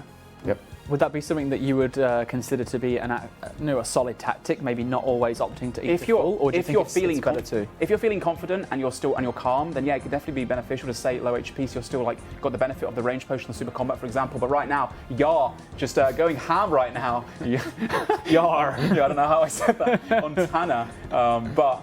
Food-wise, Tanner still has got quite an advantage at the moment, and catching that DD underneath, Yar ready to go for the VLS, switching to the mage, then to the range, and I don't know if Yar's going to be able to come back, but maybe the staff bash might give him a little chance. He's catching this freeze right now, it's so important for him. Goes to the VLS spec instead, Goes back to the freeze. Can he fake it? Can he catch the freeze? He tries to, and he catches it. Steps underneath. That is beautiful from him. Tanner actually opted to use Blood Barrage rather than Ice Barrage. Maybe he knew his opponent was currently immune to the freeze effect, but he actually did manage to catch that. So if he was able to freeze at that point, it could have helped him. This now looks like this fight has completely swung again. There's going to be taking at least 2 food down from Tanner. Yar's definitely brought it back, but is it going to be enough for him to be able to win this fight? That 38 on the right prayer definitely helps Yar quite a bit. But Tanner catching that freeze, stepping underneath once again. It's now a free food to free food. And Yar needs to catch this freeze, but he's opting instead to sit in the range tank gear and try and do as much damage as possible because Tanner is prioritizing his mage prey and his defense gear. But now another freeze being caught from both players, stepping a few steps away from each other. Looks like 2 sharks versus 3 sharks remaining. Special attack-wise, 20% versus 20%. It's just waiting a few more seconds now to get that VLS spec, which is the big opportunity to hit 50s, to hit 60s. Wow. And Ya's switching is actually very impressive right now. He's getting 4 ways, 1 tick, no problem. There's money on the line. There's serious money on the line with this. That was a slow walk. You almost just want to watch this one. Yar right now looking like he's out of food, out of supplies, but he's 62 HP. That's enough to try and come back and catch this freeze. But he doesn't catch the freeze. Tanner catches it first and looks like he's just walking all around him, sliding around the ice rink, as I used to say. 25% spec has now been achieved. Both players have 30, which means they've both got a spec left. Yar has his last chance now to actually come back. And if he catches this VLS spec on the right prayer, he could potentially win it. But Tanner just not even going for the VLS spec. I think Tanner's got it. If he didn't hate Tanner enough at high school, he does now. Respect from GG, there it is. So he is a GG member. That was a really, fight. really nice fight from the 2 of them. And yeah. I was told some really interesting information actually. GG, the new clan that's come around, used to be a solo alliance. They actually recruited an elite tribrid called Rami, I was told, who is equal in skill to 1013 and Inya. He's one of their secret weapons. Ooh. So this might be the guy they were talking about. They've geared up, they've fed the whole week through. Doesn't play Devil Mode usually, but he's come out, again like we said before, it comes out of the midst and out of nowhere, new champions arise that we get to see and see their true potential. Next fight we have Mika versus Mank, the content creator mammoths of Deadman. Both these guys, swaying out all week. Like I said before, Mika's been doing an absolute fantastic job at daily videos on YouTube. Check those out if you're not already. And Mank has been streaming PKing, like you said before, Ben, the entire week up until this moment. So it's a very exciting fight to be had. Looks like we're going to be starting very soon in the next 8 seconds. In fact, who is going to take home a guaranteed $1,000? The winner of this fight is going to, but which one will it be? Well, Mank gets that free straight away, steps under beautifully despite Mika trying to go for the VLS swing, and then steps under with the plant for another one. But Mank keeps premming up. He knows that Mika has those seeds, like we said before, no gardening in my territory. He's going to go all the way through to the final, he hopes. And now Mank still have a lot of spec left as well. Still, opting for that render self mechanic we talked about before that Mank's really been practicing for many months, and if not like a year plus now. And he's really got down to it too. There's another big difference in strategies here. You can see Mika that wasn't the right prey. Actually, maybe you could have KO'd Mank there. Ooh, he is using a lot of special attacks here. Mank often Mika's used all of them actually. I see that Mank does tend to as Ian suggested earlier, he does tend to keep himself on those lower HPs whenever he can. I think it's just a case of calculating whether or not it's possible that he's able to die in that moment. That's what it comes down to. Yep. Anyways, as I was saying, so Mika has his inventory switches at the top left, his gear switches. Mank keeps his towards the bottom. Mank obviously also using the render self strategy, but Mank has his tank body at the bottom right, which he doesn't touch. Mika hasn't bothered bringing any. Mika's instead brought the seeds. Just a couple little interesting things that could make the difference in this fight. Yeah, it looks like gear-wise as well, actually. The double armor deal against Mika. Mika's going to have a really hard time right now catching those freezes, which are really imperative to create that momentum and getting those step-unders. And that's where Mank really succeeds very well in these tournaments. If he gets that freeze and he starts to walk underneath you and just step out sideways and such diagonally where you can't melee him, that's where he has a field day and that's where he starts to get that advantage. But right now, Mank's looking like he's actually got quite a lot of food on the floor. A decent spec from him here, but through prayer, Mika keeps prayer made up. Both times, really, really good job there as well. Both players now not having any spec. Actually, Mika's actually just got another one, just before Mank's got his. So if Mika can catch this next freeze, which he has, and gets unfrozen first, then he might be having an opportunity to be able to throw that VLS spec in at the right prayer and come back quite a bit right now. Mika doing so well. And we know he's good. We saw him at the All-Stars. He's done well in the betas in the past as well, but he's never done as well in an actual Deadman tournament as Mank, of course. Mank has 4 sharks to his name. He's going to be wanting to use those blood barrages as much as he possibly can. Goes in for the VLS. He also has a spec left. Mika's building up on his second. It's like Mika now actually getting the freeze on Mank, but Yeah. Mank without the Mithril seeds can't move, and even if he could, the seed's already down on the floor, so it's Well, not they're allowed to talking move. to each They're having a It's little like, banter in game, what's to be up? honest. Not much, you chilling? Oh, they're just having a good time. So I think the reason for that is that obviously Mika wants to try and get his stats up as high as he can again and repot and all that kind of stuff. And back into the fight, that's enough chit chat. And Deadman Mika now with a beautiful VLS, but Mank just gets the prey melee on in time and catches the freeze as well. Barrage as well, So which again, is insane to before, see. like I said before, like when Mank gets these freezes, it starts to become like Mank with a couple stat bashes. he's trying to pick up his inventory Three of food. staff on the floor. bashes. Look at Yeah. his inventory now. He has So Mank left food on the floor, he wants to pick that up. It looked like Mika had basically kept Mank on par in terms of supplies, but Mank has been doing this entire tournament, has been decimating his opponents, taken a lot of items into his inventory, which means he's left a lot of food on the floor. And now it looks like all of a sudden it's an uphill battle here from Mika, and it could be that Mank is the one to take at home a guaranteed $1,000. I think it comes down to the fact that he got that DD underneath, and once he starts to get those DDs, it's so hard to fight the render self. Another thing to mention here, I don't think we've talked about before, if Mank does win this round, it's a big ball, by the way, into a big VLS, but the prey melee's on, so I think A big little regardless. VLS. A big little, I was like, Yeah. 26, that's pretty big. Oh, on the right Wow. side, 27 could have KO'd him there. I was going to say, if Mank wins this, we have 3 Blazers in the semi-finals, Which is pretty insane. which is huge, yeah. That's pretty insane, but that's smaller not- numbers as well. That's not too inconsistent with the last few Deadman tournaments. The Blazers have been doing so well. They keep their numbers small, but they're all very, very good. Yeah. And Mika right now down to hits, 10 HP. no food, just a few little bits of prayer left. I don't think there's any chance unless Mika suddenly gets some spec left and Mank decides to just take off. So all keeping his an eye gear. on this. There we can go. see- Mank's gone through. Pay attention, Mank has won that with 3 food remaining, which means he's going to drop those to the floor, have them extra for the next fight. If you weren't following how they get their food back during the fight, what's happening is they're winning their fights with extra food. They then get their typical, whatever it is, I believe 14 sharks or so. And what's happening is they've got a full inventory of food, and a full inventory of switches, and every single round everyone gets the same amount of food, or that's 14 sharks or 15 or whatever. If they haven't got enough space in the inventory, it drops the floor right underneath them, so later in the fight, they can go up. Yeah. I thought they were saving them on for No, the you can't previous save him for the rounds. next round. It's just the fact that he doesn't have space because he's got so many crazy switches because he's quick on the sticks with the clicks. That's why he's able to get some extra well ones. spotted. Yeah. So we've got Mank going through. Who else have we got going through? Well, we know Mika's out. I believe we have Tanner from GG. Yep, Tanner went through. So he's the last. pretty insane. And Rot's gone.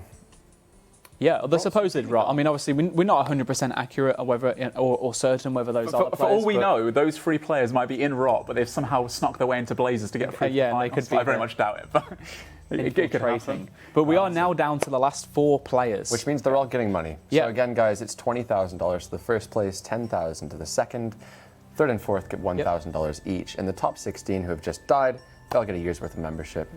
So there you go, and we're ready to go. All right, Straight let's do into it. it. Here we go. I love this. No downtime. Straight into the next fight. Here we have Mr. H himself against JD. Both Let's have a look Blazers. at what Mr. H's switches are going to be like in this fight. Is he going to be as a formidable opponent as he was in the previous round that we managed to watch? Both have imbued heart. Both 2 in fact have full armadillo as well. They are absolutely stacked. I think the only difference being that H has the DFS, whereas JD has the ward here. And now it's a hybrid fight versus a tribrid, like I said before. JD opting to wield that staff in between hits as best he can, and H understanding he's against a tribrid, against a tank. Sorry, he needs to be able to do step unders to try and mitigate the damage taken in by him as well. And that full armadillo, catching that freeze, Wow. I'm surprised he's catching it, to be honest. But catching that freeze is so difficult and so RNG based. He does have a very strong magic setup. He's got the imbued heart as well. He's got the mage's book. I see what you're saying now, Ian, about plenty of switches H has. He's got the double armadillo, the double tank body, the double Aram's obviously switch. He has The DFS three switch, so different much. shields switches. He has the Mage's Book, the Defender, and the DFA. You don't need the Defender really. Like, it helps for the VLS. It's got a bit more accuracy on it, but I mean, he's just doing it because he can, pretty much right now. But And, can he though? Because Well, I think the biggest he's doing all right. disadvantage that H has here is being able to pull out a lot of damage, which has obviously been in favour. But the thing that's keeping JD in this fight, from what I've been able to gather in the last few seconds, is that whenever H takes that risk of trying to get the freeze and putting himself into the magic gear, his defences are dropped. The bolts have been hitting 20s plus. And that's really where this difference is being bridged between the two of them. Otherwise, if H was able to catch every freeze instantly and never splash, I don't think JD would even still be left in this fight anymore. But JD's now picking up some of the remaining shots he's got. He has 5 food remaining and a brew, Whereas H, if he's picked up all He's his specking food away, melee. Yeah, exactly. Same situation wow. again, though. Not able to get the freezes, opting to try and force out that freeze with the magic gear on rather than the defensive gear, and is paying the price. I mean, even when you hit with a VLS on Prey Melee, if they've got robes on, you can still hit those 30s, which make a big difference, and they add up over time. Looking at spec right now, though, H does have 2 special attacks at the ready, primed. So going for the freeze, keeping his opponents in the same position, so he just has a prey range the entire time. And that's really where the tank meta really falls down, because when you've only got a range switch and you're frozen in place constantly, if you're unlucky enough to be frozen, it can be so difficult to come back. 22 through the Prey Melee, just going for anything he can because he knows he's going to be frozen again in a second, and hoping he can catch those hits off prayer. But H doing a fantastic job of keeping Prey Melee up the whole time, waiting for that freeze before switching back to range prey, opting for a few blood barrages too to maximise his DPS, but also healing up a little bit too. And it's coming down to the wire right now for H. He still has 1 spec almost coming up soon, and JD has a spec as well. So he's got to be very careful of that Prey Melee again. If he gets hit by that VLS spec, it's going to be very hard at this point in the game to come back from it. If you were in this position now, there it is. knowing that you're up against a range tank, knowing you've got a hybrid, and probably assuming that your opponent has a very similar level of food, would you opt to just try and out RNG them in the range tank setup, or would you still stick with the hybrid? You need that freeze. The tribrid. You need that freeze pretty much, because if you have that freeze, you mitigate the damage coming in, but I think it was too little too late. I saw a massive 38 VLS through Prey Melee from JD, and the Vengeance as well, just ticking away at him. Looks like JD's got 78 HP right now. Wow, really nice bolt though, Never mind. 45. H coming in with the redemption as well, both players now out of food. It could just be the next hit. No way. If This could actually happen. On double Armadillo, it's going to be very hard to catch it. Plus, he's using Redemption with no pressure. Oh! He catches No the way. freeze. No way. He's got 1 HP left. What oh the hell? gosh. Goodness. H. That was actually ridiculous. That was to come back absolutely like that. insane. And fair What play a to him as well. I mean, comeback. you can only get those comebacks when you're in tribal gear. Wow. So just respect as you to said, him. yeah, I mean, thank you for giving the right information, because he definitely chose that perfect tactic to go ahead. I mean, it was extremely risky, but that was probably the closest fight that we've ever seen. Well, he played that perfectly, and kudos to him for going through. Unfortunately, the range tank not able to. And I believe H was from Blazers as well, so one of the Blazers members, hopefully, potentially, hopefully in terms of if we're sure that it's a Blazer member, I'm trying, no bias there. One of them has got a guaranteed $10,000. Guaranteed $10,000 at least, Yeah. take home for his team. And now we have DMN Manked versus Tanner from HS. Apparently both these guys aren't in the same team. Obviously Manked representing Blazers and Tanner representing GG. He might be the guy that I was talking about before, the secret weapon they told me about, or maybe it's someone that snuck their way in, or a GG member as well. Who knows? This is going to be a hard fight for Manked, to say the least. All right, guys, we're ready to get into the next fight. Let's do it. Manked versus Tanner. We've got Blazers versus GG. Very, very similar setups. What are the differences? What can we see here? Dragon Crossbow ACB? Yes, that's a big difference. It's got a little bit more range accuracy and attack, and it's no extra max hits though, I don't believe. So. Manked has the Mithril Seeds as well, which he obviously picked up from Mika. Yep. Didn't have those previously. We'll see if he has opportunity to utilise those at all during this fight. Manked started off getting frozen by Tanner, but has now repaid the favour to Tanner and froze him, which means that Manked will get unfrozen a little bit sooner, going straight in with the VLS. Job. It was a perfect timing. Unfortunately, the hit wasn't there though. Sorry, but both of those hits were off prayer. Yeah, they were ideal. Just RNG not in the favour of Manked at the moment. Saying that though, like you said before, he had a fantastic job of, even though he's caught in the first freeze, he still kept calm and actually managed to do more DPS than his opponent It's did. that Mozart, I'm telling you. And now Tanner with his special attacks, he's going to want to get rid of those. There he goes. He's using the first one, followed in the blood barrage, rather. He's doing well. He's taken some serious damage. There's serious money on the line. I know I've said this, but again, he's doing well to keep himself composed. He's not shaking. You can tell his clicks. He knows what he's doing. This fight is between $1,000 and $10,000 pretty much. So everything is on the line for these guys right now. And Tanner trying to stay calm and keep his cool, trying to move into the tank here between every single freeze. Manages to catch Manked, even in the full armor deal, quite a way behind. Manked right now looking pretty calm as well. 103 HP, just restored his stats up. Went for the rage pot again. He's going for the Super Combat 2 as soon as he's unfrozen, I imagine. He only has 10% spec though. Tanner does have almost 2 special attacks, which can obviously throw the fight in his favour as well if he manages to hit them off prayer. Opting to hold on to as well his final doses of the Super Combat and the range potions. So there may be a point here just for the next few seconds where Manked actually has a bit higher in terms of those boosted stats, but we'll probably see that shift as Tanner then opts to take those.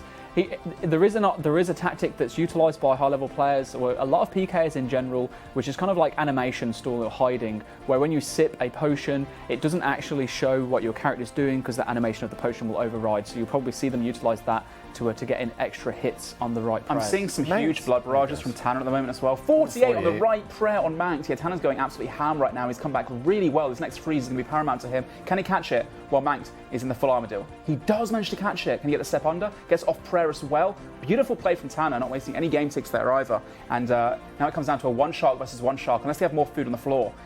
But a 38 ball was that, I believe, from Manx. I think, but that was huge. Now he's trying to catch the freeze as well. Can he catch it? He can as well on the armor deal. There's some huge freezes coming in.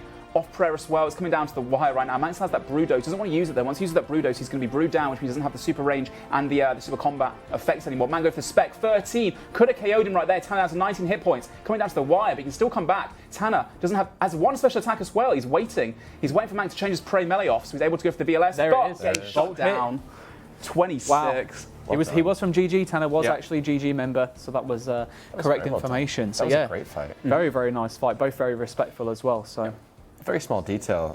Just noticed a couple times in that fight where Meg could have used the mithril seeds, and but he just didn't bother. No, I think that may be, credit to the fact that he's using render self method and he's very comfortable with that, so maybe he knows what his opponent's doing, and it gives him a chance to just kind of like think about what he's going to do next, rather than mithril seeding, potentially having the wrong gear on, maybe not having the right prayer, or maybe not even being prepared to then attack his opponent back. So sometimes it works, sometimes it doesn't. I'm seriously starting to think here with this render self strategy, winning a Deadman tournament. And then winning the All-Stars and then doing so well here and all these things. Why isn't anybody else picking up on this? It takes a while to get used to, but when you are render self and you can't see yourself, you can see your opponent standing on you. You can see what gear he's using, as you said. You can preempt his attacks and prepare for them. It's a serious advantage if you can I get think good in the at last few months, definitely, as people have been trying to learn the meta, but Manx has just been practicing for so much longer than everyone else, so he's had a few months advantage at the very least. I think it's one of those things where with a lot of games, and RuneScape especially, a lot of stuff comes down to muscle memory. And now whilst using render self doesn't change where you're clicking in the game, it definitely changes your overall kind of like experience. So if you've played RuneScape for the last 6 years and you've always relied on knowing the gear that you have on based on looking at your character, for example, or knowing your prayer or your HP by looking at the bars, and suddenly they're not there and you can't see where you're standing, then those are all little things that add up into this bigger problem, and that's why it's so difficult to learn how to actually utilise that effectively. But as Ian rightly pointed out, Manx has been using this pretty much ever since it was available and learning how to really master it, and he seems to be doing a really good job at it. It was really cool to see as well, both Rot, who haven't played in many tournaments officially at least, and had that massive lockdown on Luna. It clearly paid off. They had a member that went all the way to the top 4, which is still money in their pockets. They can't be sad about that one. We also have GG2, who last time round in the rerun, I believe, it was Black Mirror, or the crab emoji guy. Sorry, Twitch chat, Soz. But he did really, really well, and he came top 4, which you don't always see either. So yeah, really, really cool from both those clans to come out here and make it that far. But 2 Blazers members in the final. Insane. Guys, are we ready? We are ready. So we have 2 Blazers members. We've got Manct versus H. Both repping the both going to be friends. There's $20,000 to first. There's $10,000 to second. Let's get into the finals of the Deadman Summer Finale. Not only that, but the last Deadman as we currently know it as well. Yep. What a moment this is. Piece of RuneScape history being experienced right here, ladies and gentlemen. I was wondering if they go for any crazy tactics, for example, taking off all their armor or something fun for the viewer's spectacle, but they're going for pride right now and going to show who is the best PKer in their team. Manx catching that first free, stepping under H, and hitting a 41 bolt was that. That was huge. That was an huge insane advantage. special. I know you really love those opal bolt specials. Oh man, it makes it worthwhile. Diamond bolt specials, sorry. It makes it worthwhile doing DS2, and that's what their huge strategy was, Blazers, the whole way through, was locking it down with 8 players. I saw in Solo Mission's video, they took down another player with max gear. A huge VLS as well, 33 on the right prayer. Could have been bigger, still not bad for H. They're trying to catch his freeze now. They play so similarly. Their moves are move for move. These guys have obviously practiced It's a lot almost together. as well, the damage exchanges have been nearly identical as well. Really big hits. It was the difference between Manx's range hit and H's mage hit, but they both had 2 good hits in a row. And as you say, both similar in terms of playstyle as well. It's like they're fighting a clone like I of each said other. before the tournament started, I'm sure you guys have been in TeamSpeak together with different players in the duel arena, practicing it out in the tournament worlds as well. Well, those were still up. So these guys know each other's playstyle. They know how to PK. It's The very fact neck and neck. Mank is typing with Mika in that fight there, in I believe it was the quarters back there. It just shows he's so calm. Yeah. He's obviously Same just with Mika, enjoying man. this. It was just like good That being vibes said, all 2 round. huge hits against Mank here, 2 30-pluses in a row. Going to take quite a bit of his resources down.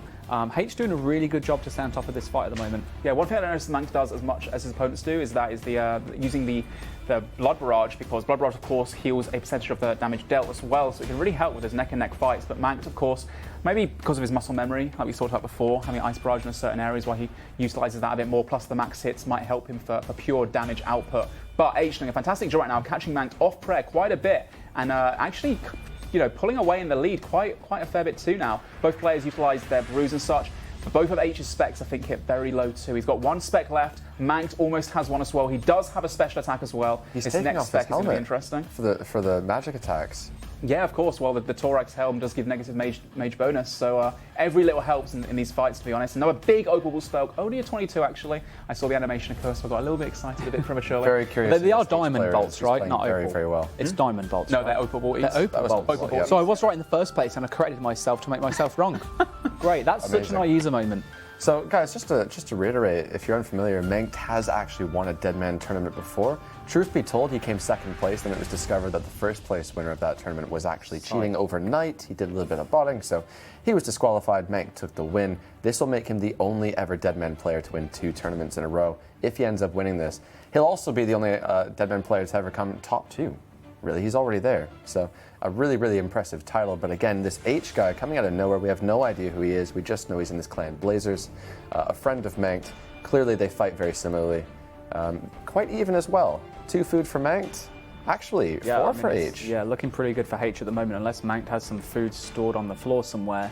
He's going to need some really good hits to come out of this fight. It has another special attack ready now, so he's just waiting for that right moment to be able to utilise it. But until then, we're just going to be able to see a back and forth between mage and range. H isn't changing his gear. He's sitting in those robes. He's been sitting in arms for 10 seconds It's now. almost like he's letting Mank win, because maybe the team members have been like, you know what, let him win. He needs to take this one home. We trust Mank and such. Give him the win, man. I think he's probably caving a little bit under the pressure. There's a 10 grand difference in this fight. No, he's not caving that much. He's letting Mank win, I think. I think Mank is going to take this one home. I'm not trying to take anything away from Mank, of course, in this final, but H is just standing around right now, doing a couple switches, a couple fakies, barraging with the wrong stuff on Mank, sitting in full armor, still going for the VLS wax as well. Yeah, I mean, I think I'm with in on this one. This fight doesn't look the same as the previous ones did. I have a feeling that H is... He's either his batteries have ran out and he's decided that he needs to have a nap mid-fight, or he's letting Mank win. What? And there you have it. I'm going to say you're right. It looks like Mank has won, regardless of the fact Both Mank Blazers. wins the last ever, as we currently know it, Deadman tournament. Amazing. That's amazing. 2 victories. He won the All-Stars event. He's won so much money from these tournaments. It pays to be good at Old School, doesn't it? So there you have it, guys. That is the end of the Deadman Summer Finale 2019. Just to reiterate, we saw Mank and Blazers doing so well. Mank going on to win it, as we just saw. And as Aiza just touched on, this is the last one as we know it. We're using this term lightly because Deadman will come back, but it's going to come back better than ever, actually, different and stronger. There is one point to interrupt you on there, sorry. It's not that Deadman isn't gone forever. Deadman still exists. Don't forget that World 45 does exist, which is the permanent Deadman world, which anyone with a membership can access.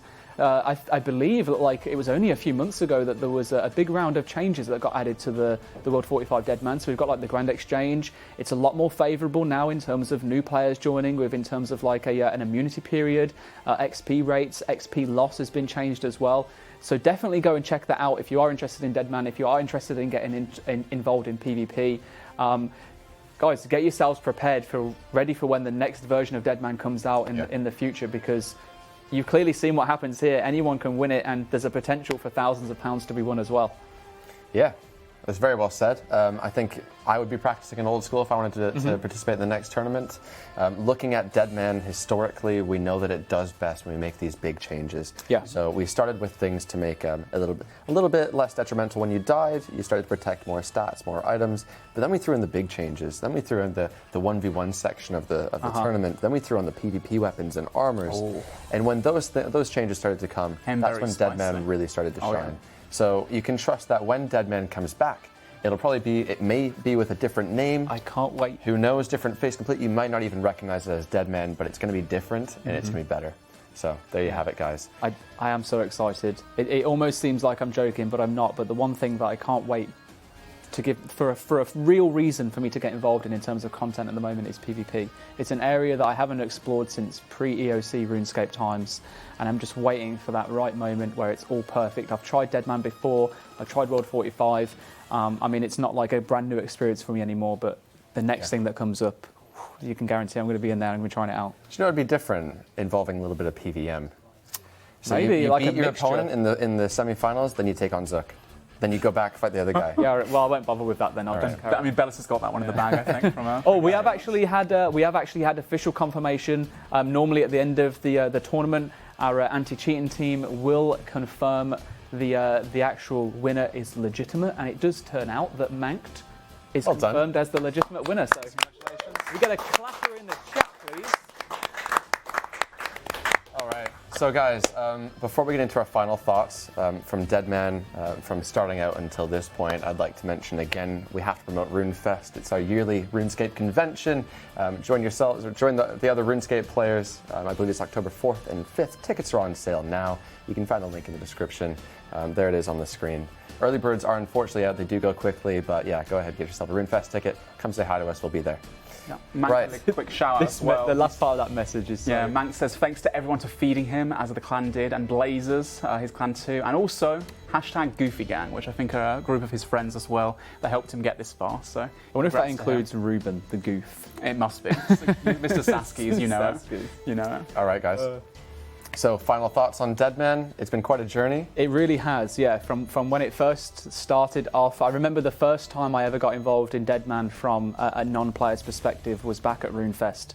2 weeks into my job as when I was back working for Jagex as an employee, standing behind the stage, and I just thought this thing is incredible. I want to be more involved, and then that finally led to me being able to give the opportunity to be able to cast alongside great friends such as yourselves and really professional people as well. It was great experience, but being able to see the different players just like evolve has been fantastic. So for me personally, my final thoughts were Deadman has meant so much more to me than almost anything else at the moment, because it's provided me a huge opportunity to be able to be where I am now, be able to commentate. It helps me be able to continue streaming as well outside of Deadman and doing commentary and events like this, and it's also brought me a huge amount of new people to watch on Twitch as well as YouTube, and I've never really watched YouTube that much until the last 2 years, and that was really because I started watching Deadman strategy videos, and then it just kind of like snowballed from there, and now I never sleep. So yeah, I think Deadman, thinking back to my most memorable times in RuneScape, come back to things like your first time fighting Jad. Your first time trying Deadman. It's one of those things. It's one of those things that kind of brings you outside of your comfort box. You get a little bit scared. You're walking from a bank to another bank. You could die. You could lose hours and hours and hours of progress. Yeah. And it's been something completely different from anything we've ever done in old school. It's been amazing to watch it grow and turn into what it did. We took it all around the world. We took it to a TwitchCon. We took it to a RuneFest. Yeah, it's been amazing. I couldn't be happier to look forward to the future and see what it's going to turn into. Yeah, I mean, I've been playing DMM since the first iteration. I owe everything to you guys for inviting me to cast tournament after tournament. You guys do so well. I think since 2014 now. I want to say a massive thank you to all the clans that always get in touch with me. I have loads of notes here just like sitting around. I didn't manage to shout all them out, but you guys are what makes Deadman Mode in a way as well. Yeah. I just like to really continue on from what you just mentioned there. I really want to emphasize one thing I missed out is that without you guys, the players, without all of the dedicated people that play 20 hours a day, 7 days, maybe throughout less, the entire maybe 4 tournament. hours. Yeah, maybe 4 hours as well. You know, right. But to everyone, whether you're a hardcore player in a clan, whether you're a solo player, whether you're just playing in the seasonals, whether you are, just actually playing the game and never speaking, very vocal on Twitter, submitting all of your feedback. Without all of you guys, none of this would have ever been possible. So massive thank you to all of you, the players, and everyone as well that tunes into the events. Twitch chat, you are very interesting for sure at most times, but you are also absolutely wonderful and brilliant. And thank you for being with us. And I'll let you carry on, Ian. I'm sorry. Yeah, no, I was just going to say that, like I said, I've been cast, I've lost my train of thought. I've been cast like 2014, 15 or something like that. It's been going on for like 4+ years. Obviously, it needs to be reshaped and to be something fresh and exciting again. But I've made so many memories, so many friends along playing demo mode and casting it and going to all these events for you guys. And like, I'm honestly, like, I'm emotional about it because it has been a wild ride, and it's crazy to see where it's taken us all. And I'm sad to see saying goodbye for now, and I hope it comes back. And we will come back. Thank you, basically. We will come back. All right, guys. I'm going to ask for actually one last thank you. People who kind of go unmentioned, the guys who run this show, the guys who run the tournament. Thank you to the production team here at Jagex, as well as the Jagex guys operating the cameras, making the world go live, doing all of these special things that they do. So thank you to the people who actually make Deadman happen. Clapper in the chat. Come on. Okay. That said, guys, well, thank you for watching, and we'll see you next time.